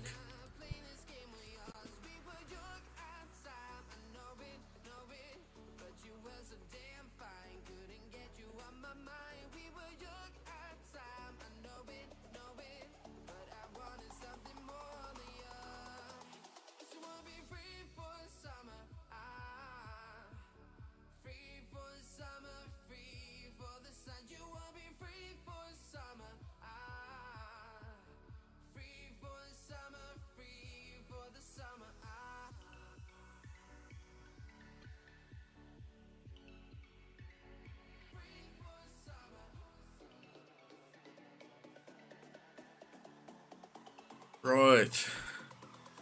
Was it not set up? Oh yeah, because I was playing the rocker, that's what. There we are. Yeah, we'll play a few chill ARAMs before I call it for the night. I don't want to go on too long tonight. Oh, you know what I haven't done? I need to log on to Final Fantasy as well. I've been my plants ain't been grown. I might need to quickly log in. I've been using my garden to grow some stuff to sell, but I forgot to log on yesterday to water the plants, and I'm pretty sure they're gonna be dead by now.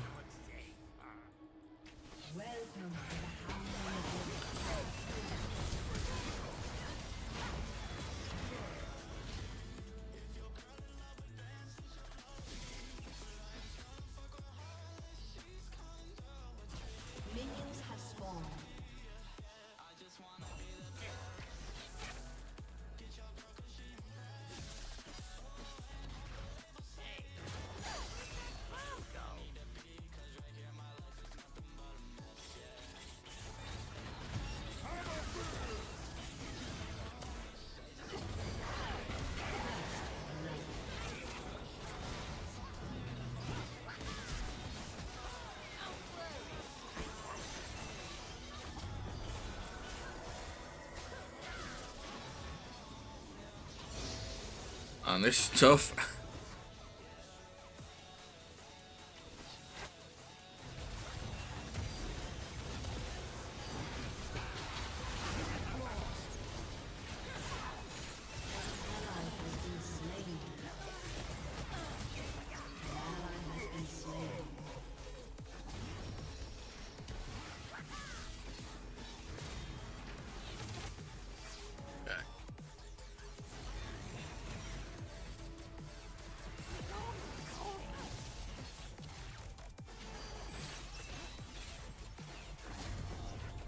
I'm just gonna focus on trying to push the wave a bit.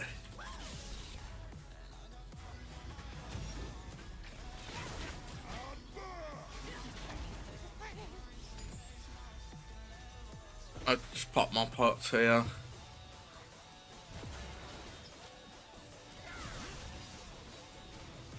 Oh man, I want that Dark Harvest stack, man.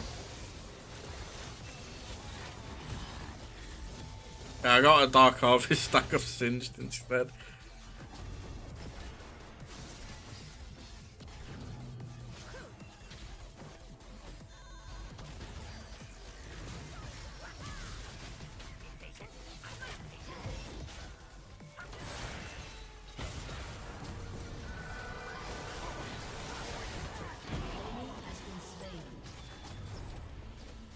Don't mind me.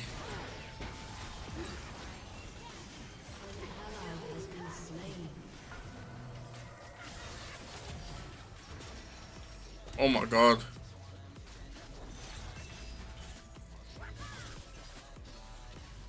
Oh my god.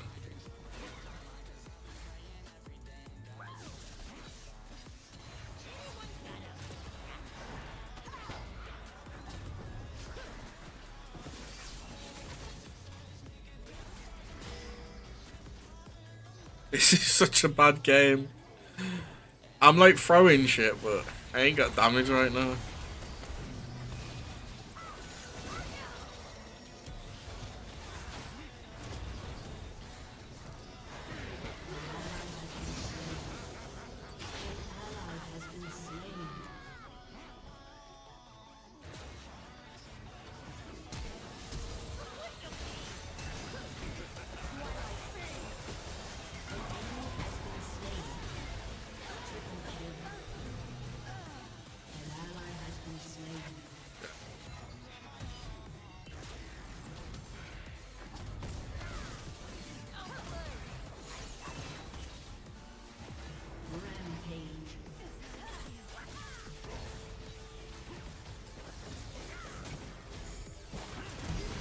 Ah. Okay, that works. I got that. I got some extra burst damage. I'm gonna get boots as well. Right, let me quickly log into Final Fantasy to make sure I don't forget to what's it called? Oh, whoops. Apparently it's got to update, and I just cancelled it.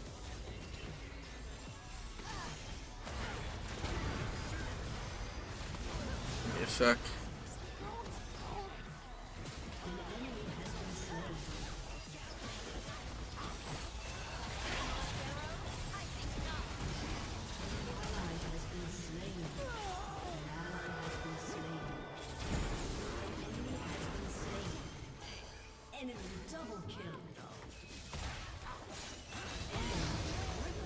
Okay, that's fine. I'll get the assists. What do I want to go? I kind of want to go Leandra's. Okay, so that's updating now.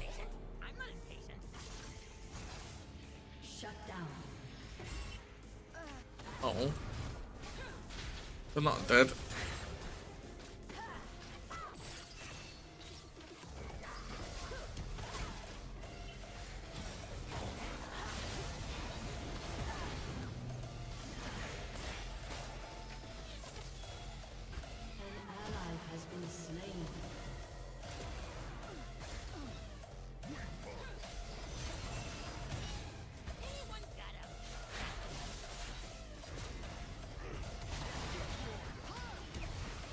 Oh, tapped out.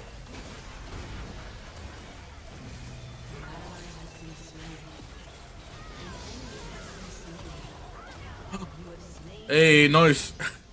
I finally got him with the bombs.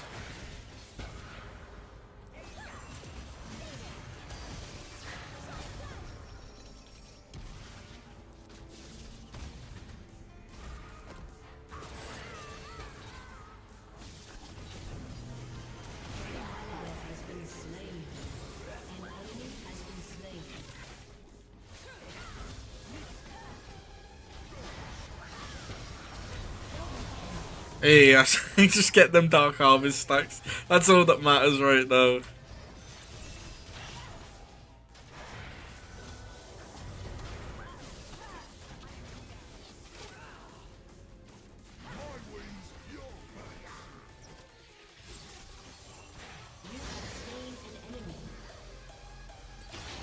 Hey, nice. I'm getting there. I just needed some damage.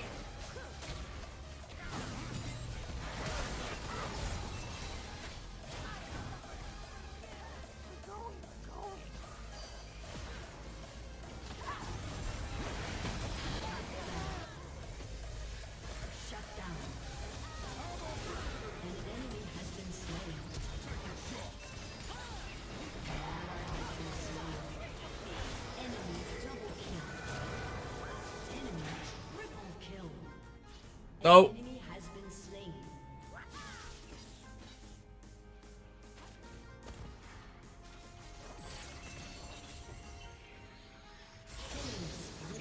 She walked into it.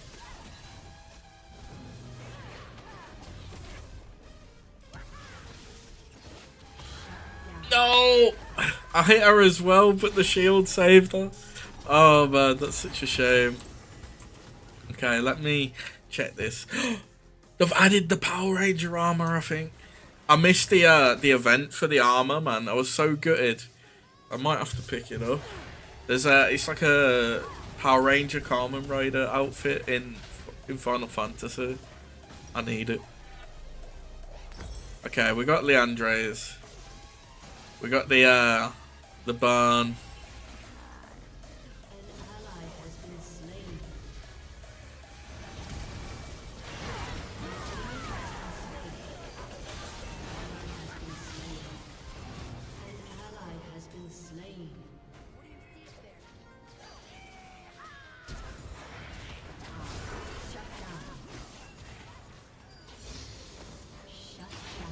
Hey.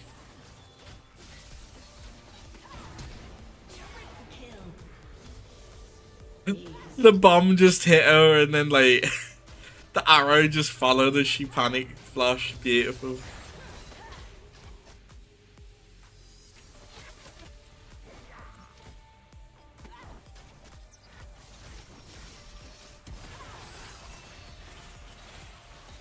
Oh man, look at all that damage she just took.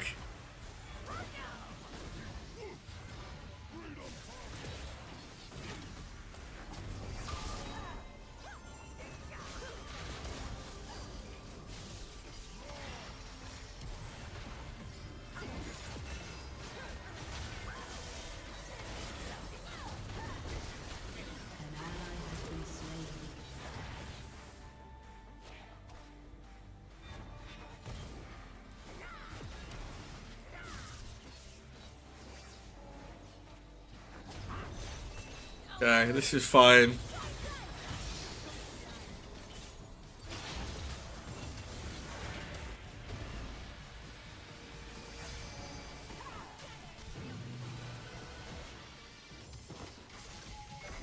It's fine.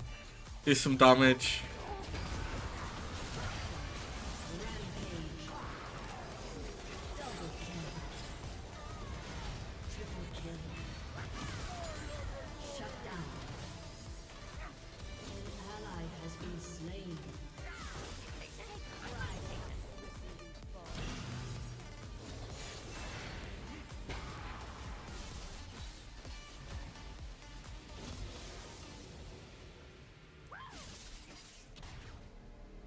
Yeah.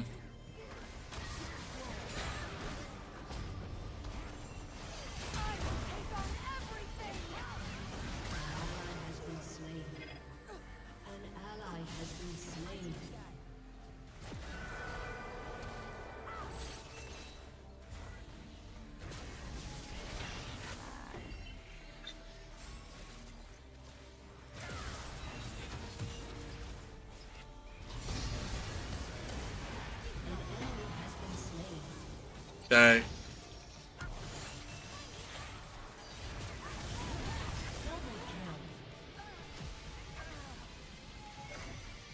Nice, it's beautiful, man. Oh man, I've been having so much fun just like playing ARAMs instead of like instead of ranked.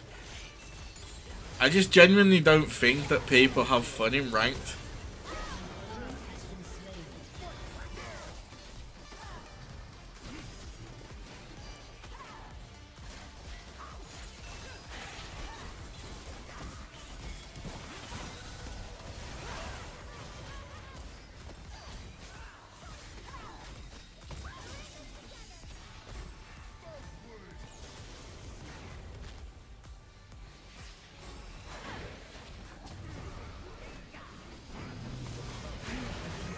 Ah man, not enough damage. 15%. Shit. I thought I had it. Okay, that's fine. I am gonna do Malignant for the extra damage, and then we'll go for a Shadow Flame next. Because if I like hit all 5 with my ult, right, they're just gonna leave friggin' puddles everywhere. Puddles of damage.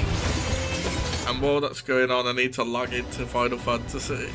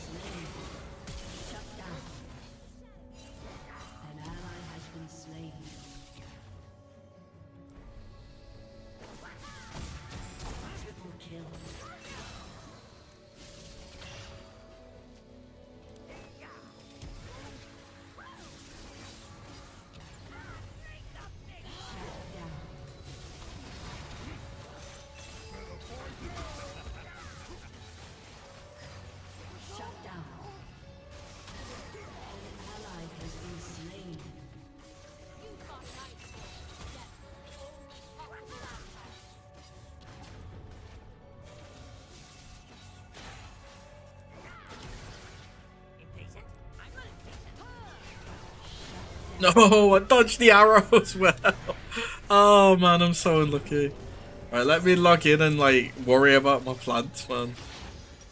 I guarantee my plants are just like done as well. Because I think you've only got like so many hours to actually like see to the plants before they just perish. Oh man, imagine that. I'll just log in and they're done. Okay, I'm 11th in queue, so it shouldn't take too long. Oh, we've lost tower though. An enemy has been slain. An enemy has been slain. An ally has been slain.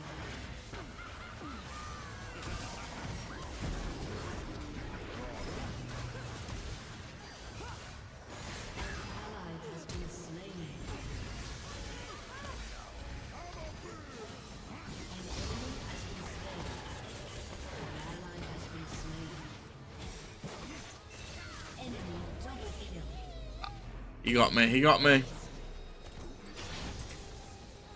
Okay, I'm logging in. Multitasking gaming right now.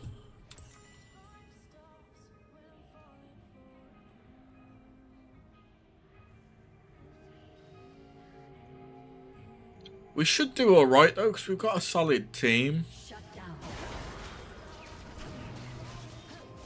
That wasn't good though.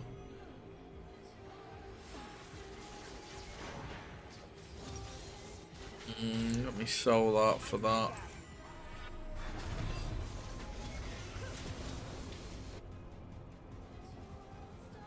Yeah, this will do.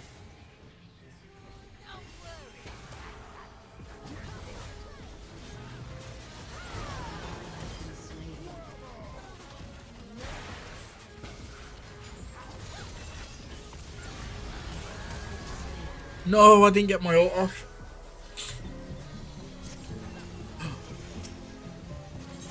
Oh, thank God. I've got time to tend to my crops. I guarantee if I left them tonight, though, they'd be done for. Okay, there's one lot.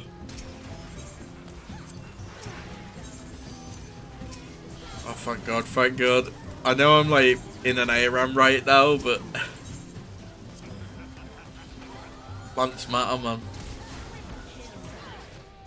Oh. Oh. Shut down.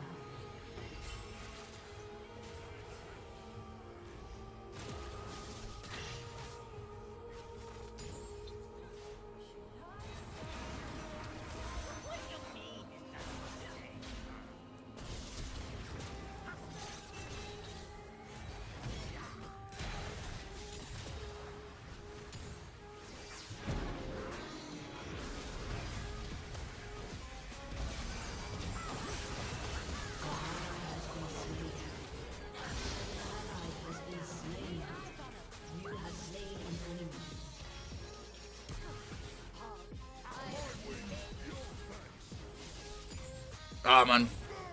The Winions are getting in the way.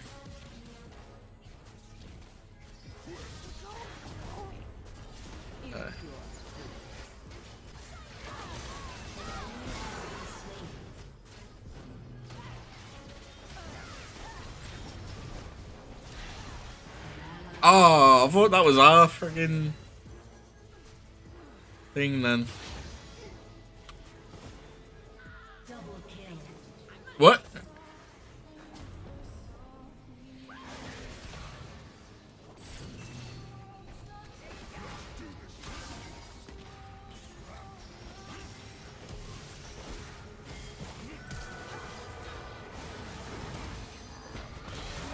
Oh no, he got me. Oh man, I was so close to getting out. I think we go for Storm Surge next. I want to get some burst damage. I wanted the Malignants and Leandres for like extra burn on my skills, but I want to get some actual damage now. So I am starting to ramp up like the regular amounts of damage. Right, let me. Huh. What's going on? My kookaroo seeds aren't selling. What they're going for right now. I've got the lowest on the market board, so does that. Okay. That's enough Final Fantasy. Back to what matters. Leaguing. Enemy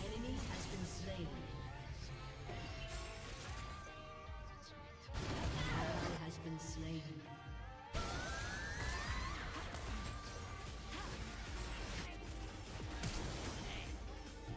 You have slain an enemy.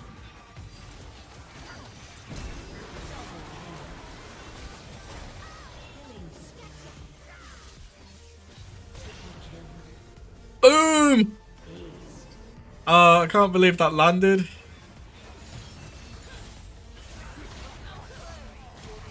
destroyed a turret. Your team has destroyed a Yeah, Ziggs is so good for this game mode, man.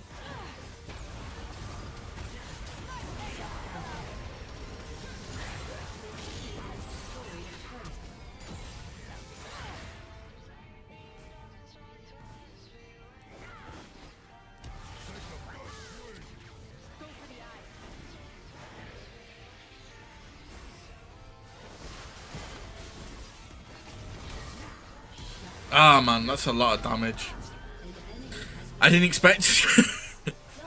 I didn't expect to get like one shot from like that much HP by Singed. How much was his? I suppose I did. Nah, I did walk into the Tormented Shadow as well. Yeah, because that only did 124. That did 580. Yeah, that's why. Jesus, that's a lot of damage. Oh well, they surrendered.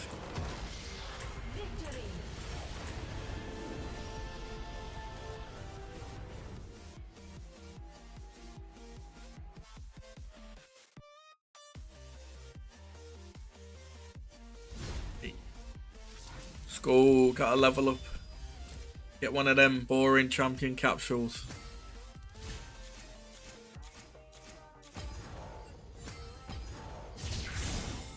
Honestly, I'm actually like enjoying not playing ranked and just playing ARAMs. It's so chill compared to League, like to ranked and stuff. Team up, bunch of champions that I don't need. Because the thing with like ARAM and stuff is you just play whatever, and then if I want to play proper stuff,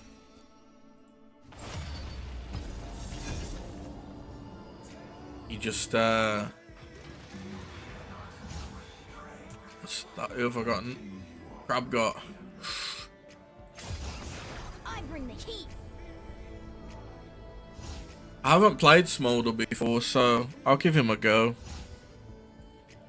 I was tempted to get his skin when he came out, just because it's a Chinese one, but I don't like the look of it.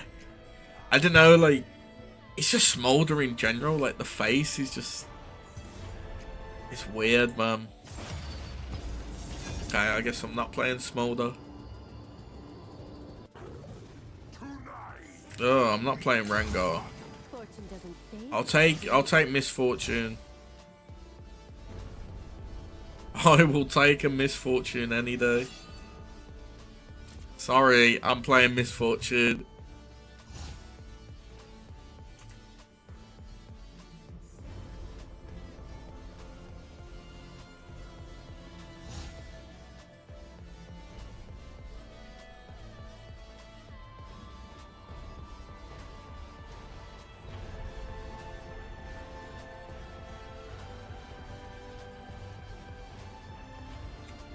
Okay.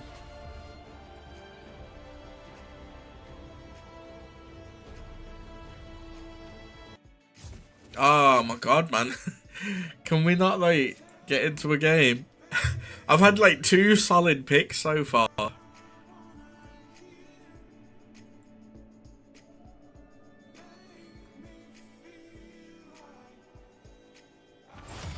Okay. Let's go. This is the one. This is the one. I can feel it.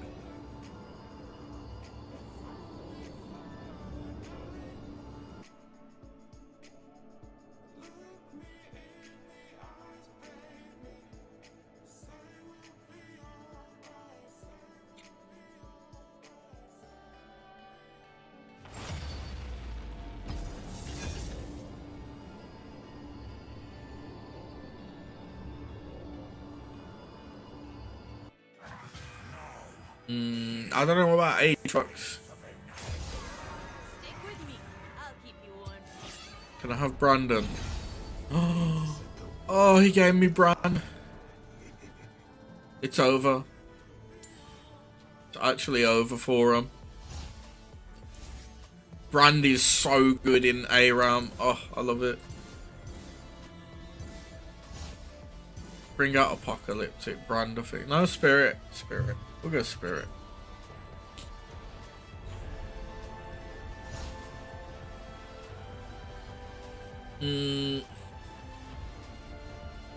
Oh man, Karma's sitting there as well. Like, I kind of want to pick Karma now.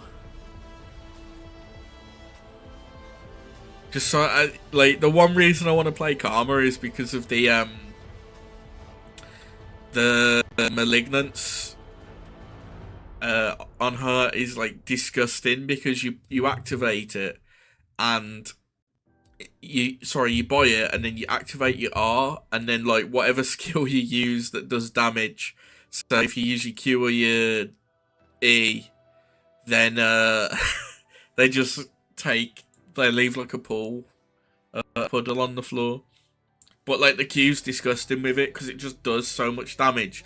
If they get hit by the Q leaves a puddle on the floor anyway that does a burst damage after a few seconds, and then there's this puddle on the floor that's like doing damage over time. It's such a strong item for her. Oh, There we are. Bit of lag. Don't worry about it. Oh, Haunting goes into Leandro's into Malignance. Why not?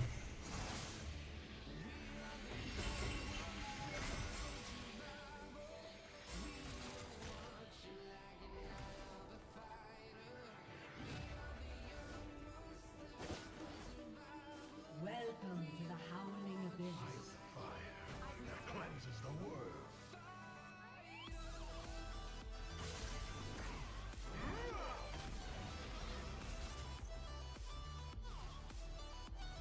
on. Minions have spawned. I'm hungry. I want to get some kills.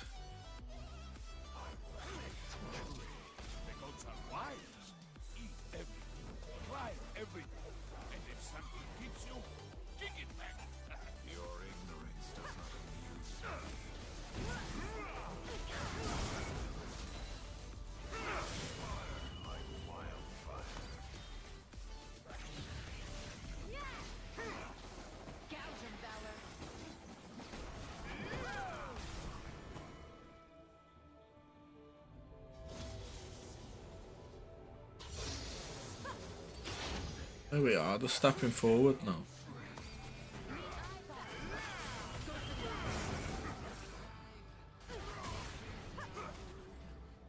Okay.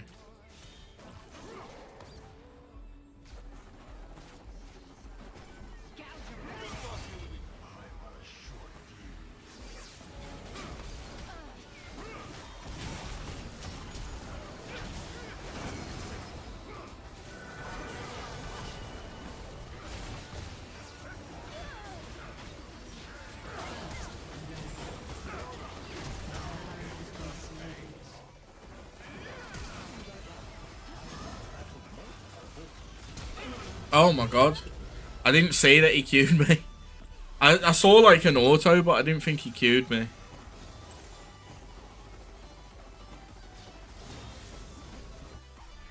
Okay, that's fine. Enemy killing spree.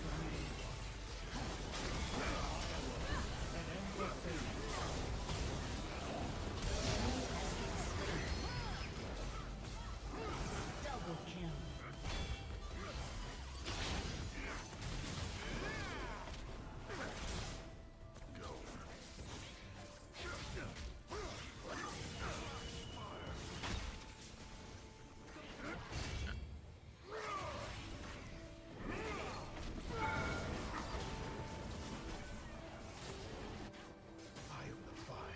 Okay.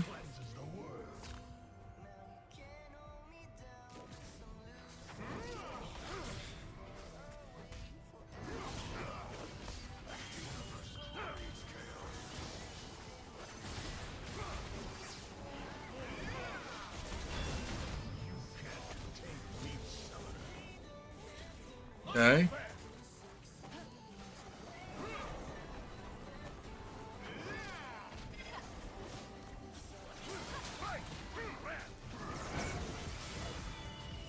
Hmm.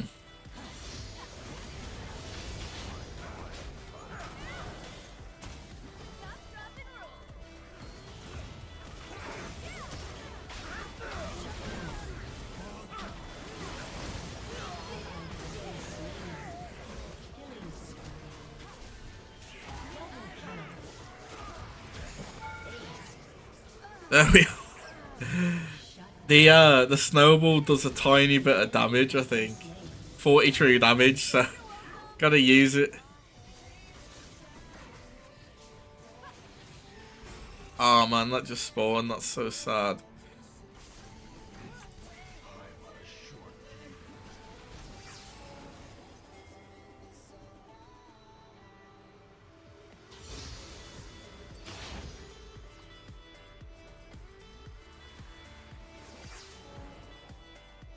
Okay, that's fine. I just want to apply my W and E to minions just to clear the waves a bit faster.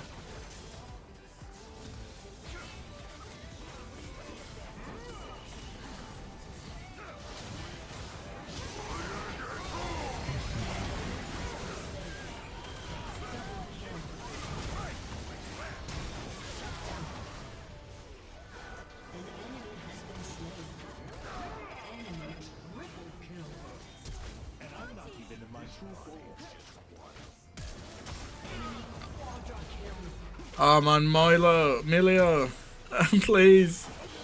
Yeah, oh. Okay, I'll take it. I'll take it. I'll take it. I got boots off this as well. That's a lot. Okay, we're doing alright. We're doing alright. We got boots. We got Leandres. We can actually do damage now as Brand.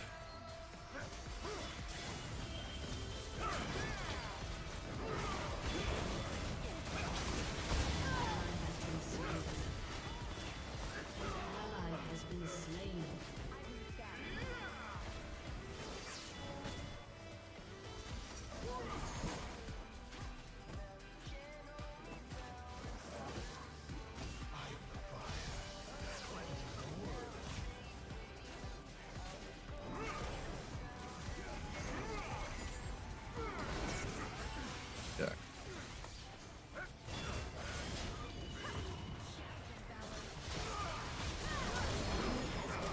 Okay, I'm just gonna stay on this for now.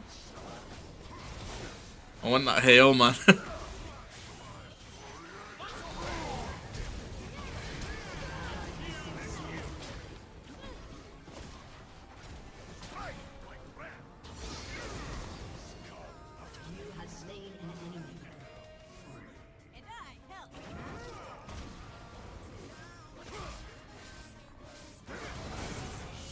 Oh man, like Brandy's just so disgusting in this, especially once he has Leandres. Oh man, okay, that was well played. That was a really nice combo by Lee. It was kind of like when he throws out his R and then follows with Q, but he did it with the snowball instead because he used the Q to engage. That was like really clean by him actually. I like it. I like it. I got respect for that. But I'm gonna bully him now because Brand does not lose.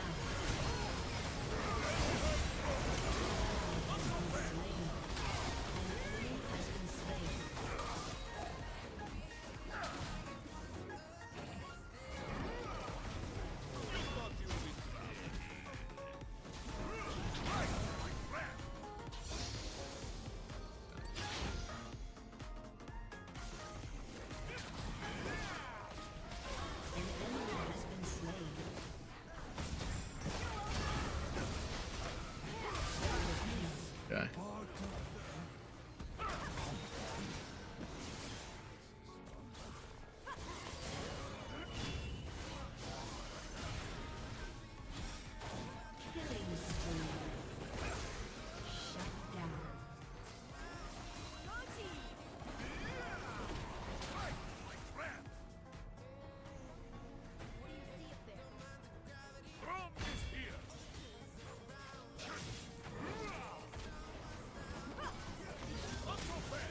Okay. I am like I am just avoiding that Lee right now.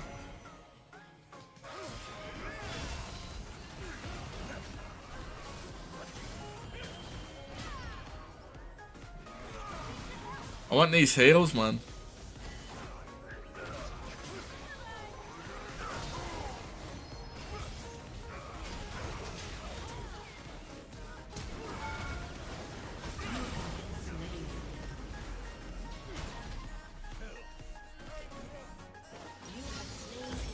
Hey, nice. I'll take it. Like the burn is so ridiculous because you're applying like 2% over 4 seconds, and then that's also applying 2% per second for 3 seconds. So it just keeps reapplying.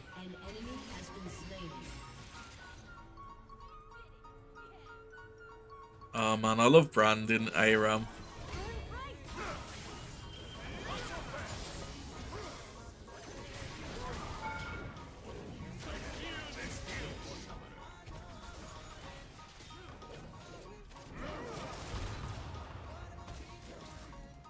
Hey. And then like Dark Harvest procs for days as well. I love it.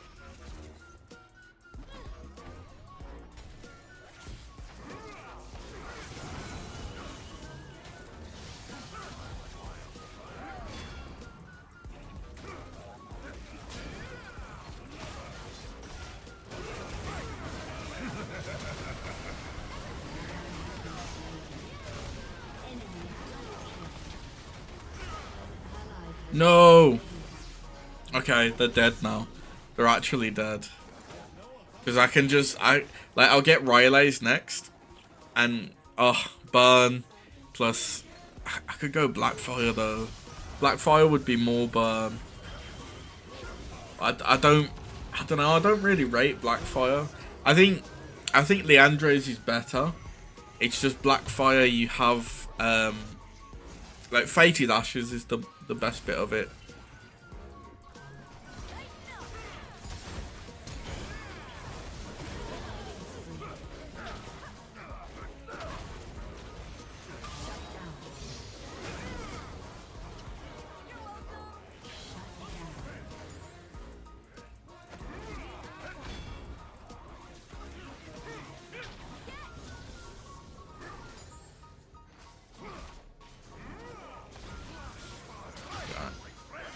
Stand here on auto.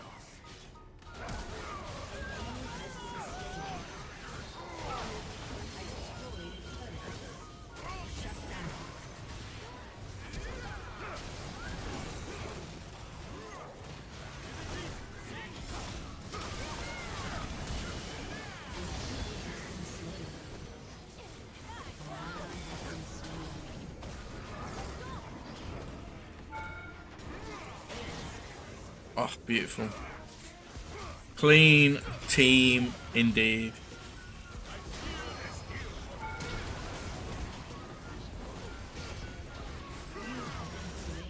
Look at this barn though. Look at this barn. Oh, it's disgusting. I'm going Blackfire actually. I think if I get Fated Ashes and go into this bit. Yeah. Like, there's no way to win because we've got like a solid front line with Braum and Yasuo. We've got a solid back line with me and LeBlanc, and then we've got a decent support. Oh, beautiful. Like, I don't even need to kill people as long as I'm like applying burns and stuff. It doesn't matter.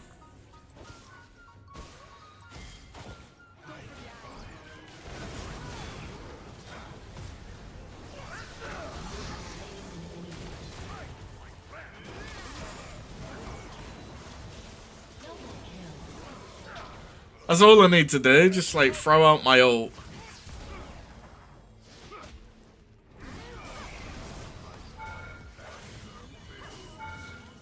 I can't get in range right now. Okay.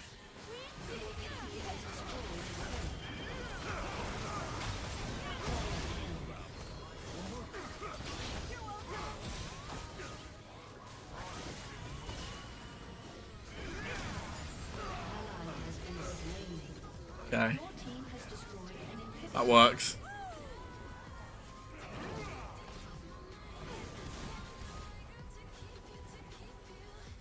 I wanna...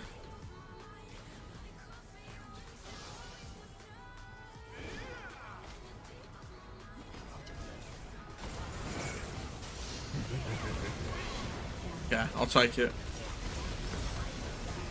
I wanted to die to buy stuff. Okay, I've just got like burn everything now. I got Leandra's that just burns extra on everything. Blackfire that just burns extra on everything. And then Malignance that just puts extra burn on what's it called? On puts extra burn on the you know what, I'll grab health actually. Extra burn on my what's it called? On my ult.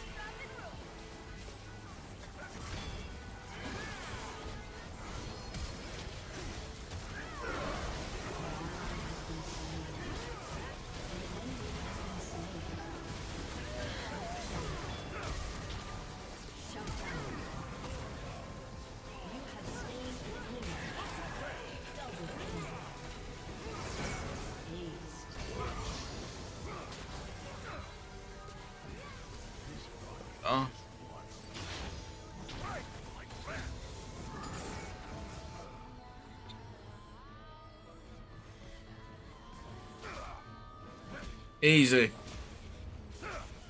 Easy peasy.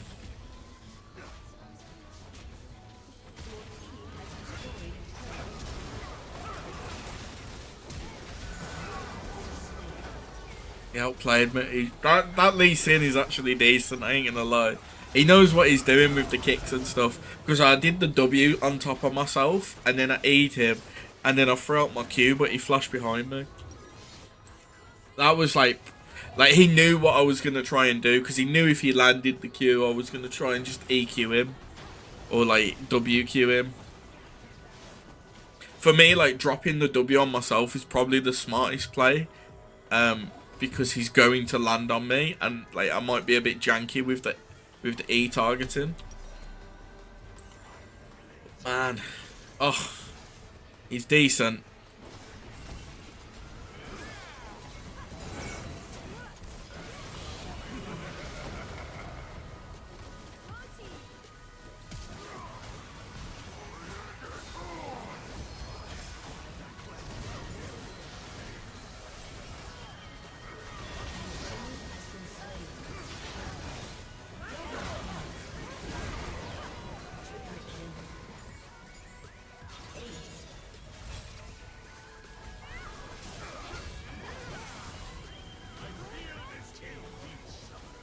Yeah, they got no chance. Oh. I didn't know you could do that.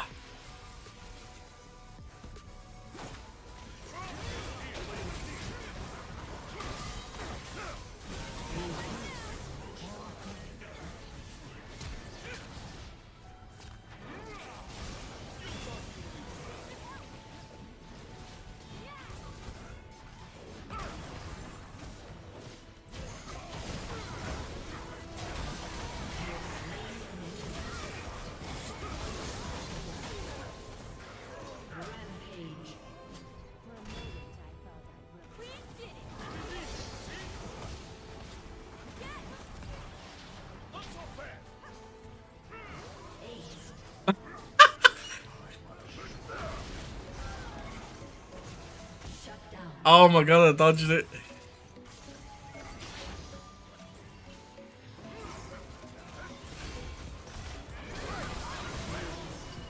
Oh my god, the dodging.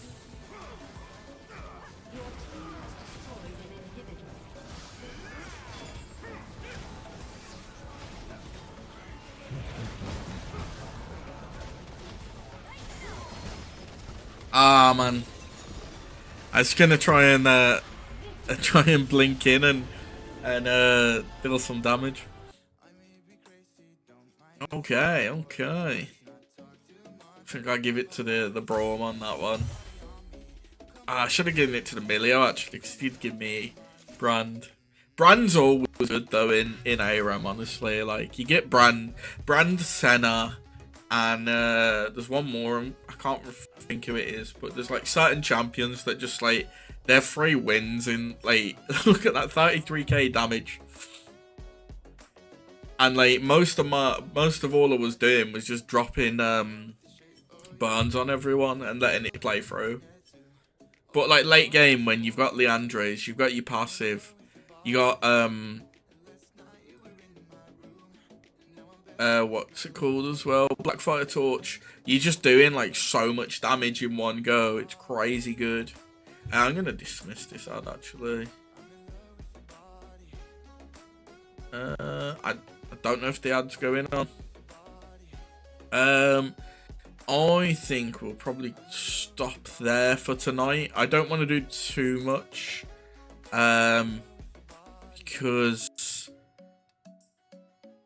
I don't know. I don't want to go too late tonight. Because I don't know what's happening in the morning. I think we're streaming. I'm honestly not sure. Any skins that I like?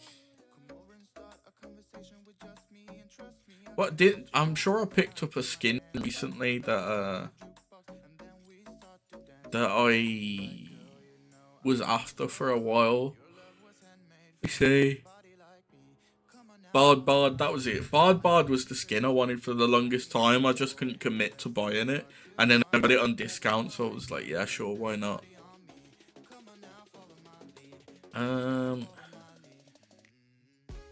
I got Rain Shepherd Fizz, which was interesting because it was a skin reroll.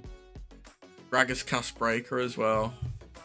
I'll probably use that skin if I ever play Gragas. Yeah. I'm getting there with skins though. I'm starting to get some decent ones for from my rerolls and stuff. You get like the odd one that isn't great, but it's what it is.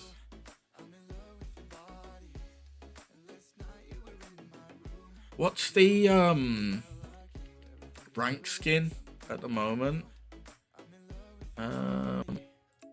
Let me see. Ranked. Isn't it gonna be Sona or something? Skin earned, yeah. See, that's all I care about is earning the skin. Once I've got the skin, that's it. So I don't even like. I don't care that I'm like bronze 1 right now. Like, I'm enjoying the game again. Like, I'm getting the rewards still, but I'm having fun. That's the important thing. That's what matters when it comes to League. Anyway, let's switch over to talk for a bit. So yeah, I'll be back streaming tomorrow. I wanna, like I said, I'm gonna do a League video. Get it recorded tomorrow and sent out. Well, probably not sent over straight away because my editor's working on one video right now, which is the Black Myth one. I'll probably drop one next week, like early, and then one late next week or the week after. Probably the week after for the League one. To be fair, we spoke a bit about them both today anyway. But yeah, Black Myth is less than 2 weeks away now. It's literally like a week and 3 days away, and I am so excited.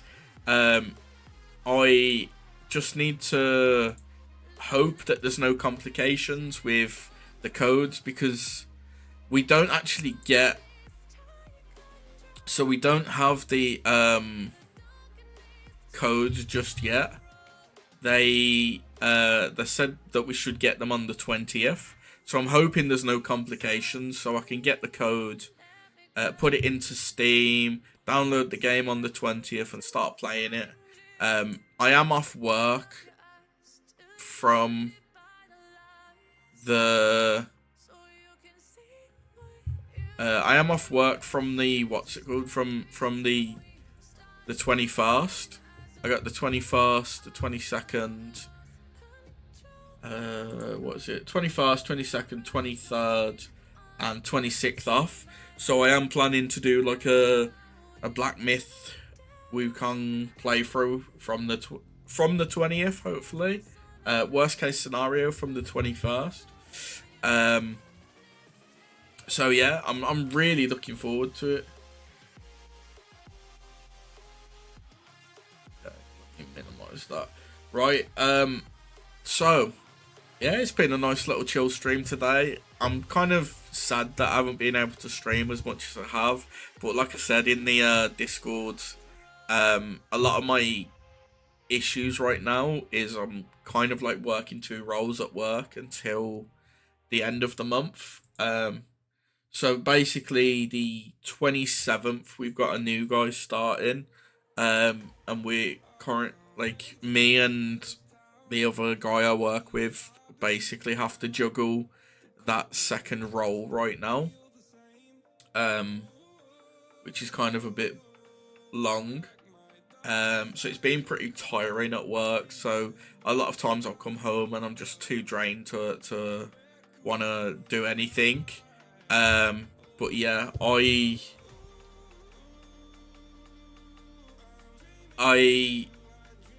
can't wait to like go back to normal so I can just focus on my role.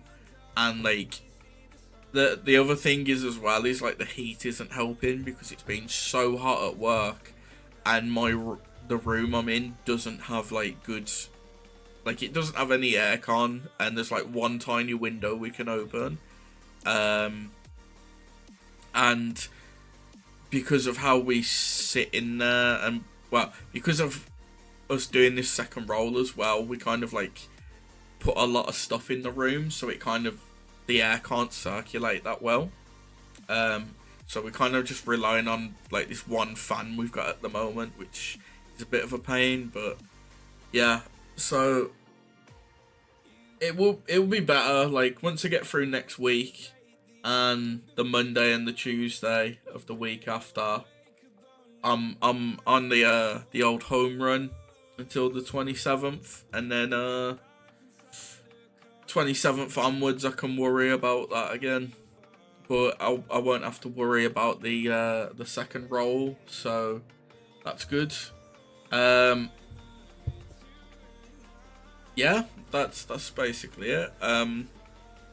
So expect a Black Myth Whip video to drop soon. I'm hoping he gets it done so I can drop it Monday, because I don't want to leave it too late, but it is kind of my fault as well, because I wrote the script out yesterday, I watched it and got all the clips I needed. I just needed to record like my bits, and it was late, but like not super late, so I had time to do it, but like I was just tired, so I was like, you know what, I'll do it tomorrow before stream. So I've got that over to him. Yeah, and then I'll record the other video tomorrow, or at least start on it and get it recorded Sunday. And then yeah, that one I'll do either late next week or the week after. But yeah, and then obviously we'll have a stream tomorrow. I'm not sure if I'm going to do Baldur's Gate 3 in the morning. It's on the tables to be done, but we've both kind of been cancelling a lot recently, and in a way I kind of just want to get it finished now, so we can like either like have a break or like sort out the next game we're going to collab on.